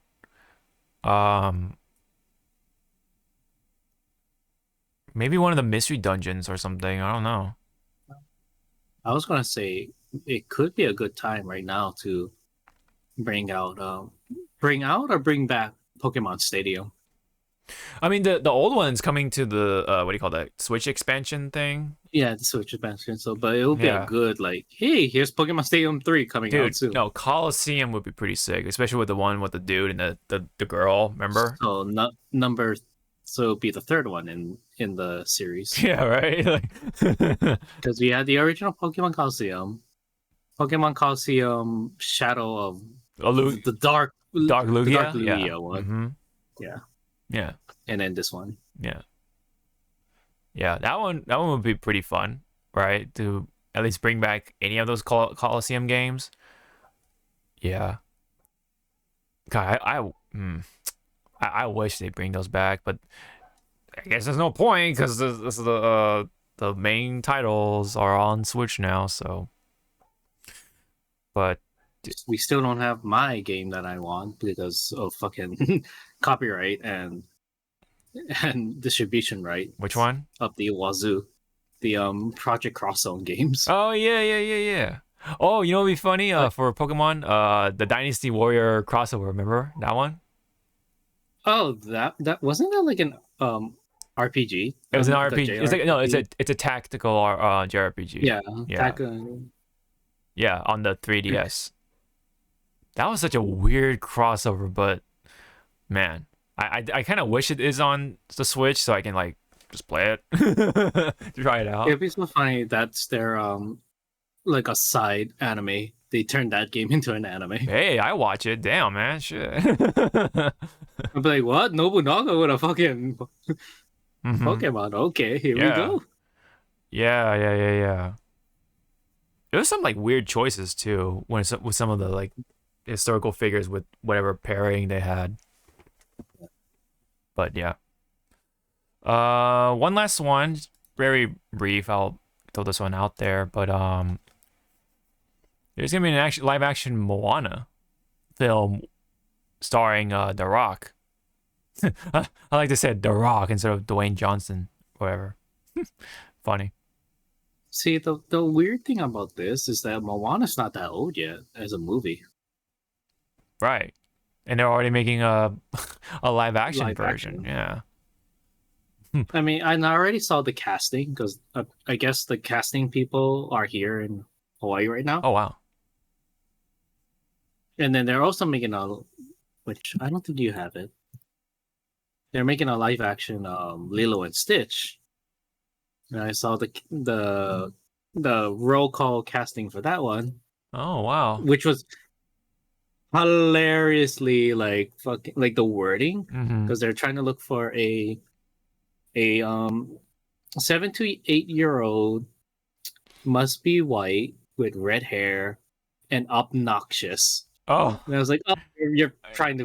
Okay. That Leo stage was Myrtle, Mm-hmm. or something like that, and I was like, oh, that's easy to find. Where you want to go on a journey? We can just find one right off the street. No need to like pose a formal like casting. We'll just pick up one from the street. You just go right over there. I know. Someone that's obnoxious. Oh yeah, that little bitch over there, down the street. Go right there. Red hair, yeah, it's right down the street. we know her all the time. We see her all the time. But yeah, live action Moana is a thing. So yeah, it's happening along with apparently Lilo and Stitch. So damn. I guess they're like trying to kill two birds with one stone since they are in Hawaii or something. So I guess that makes sense. I guess. All right, that's all I got. And that's pretty much what you had, right? Besides all the other shit. Yeah. Yep. Yeah, other than that, we don't have much left over, so yeah. I'll just carry these over to the next episode, I guess. So but yeah, it's been pretty long. It's we've been out for a week, so you know, we gotta like stuff it in there, you know, as much best we can. But hey, we came out okay. And I forgot to play this sound. I'm kind of beating myself up for it, but I wanted to play this during the like right before we do the frontline stuff. Just play this one. We're supposed to turn our chairs like. Oh yeah. Yeah. Today's news. Exactly. Yeah, I'll try. Jim Bob Davis fell down a well. Yeah. by his brother's sister's mother. Yeah. Yep. That's back to you, John. Well, thank you, Bill. In other news. Anyway, so yeah, I'll try to keep it consistent with the sounds and stuff like that for next time. But this is brand new to us, this soundboard thing for Discord. It just happened, so yeah, understand where we're coming from with that. But yeah, I'll try to keep justice. And then what was the other one? Oh, we're sorry. We're sorry. I'll try to keep those in mind to add those for next time. But other than that, that's been the 228th episode. We're back, and we'll try to be back for next week and all that stuff. We definitely have something to talk about already with some of the leftovers here. And nonetheless, thank you very much for tuning in once again. And we'll be back to our regular schedule and all that fun stuff. So with that, thank you very much, and we hope to see you all in the next one. Bye-bye. All right.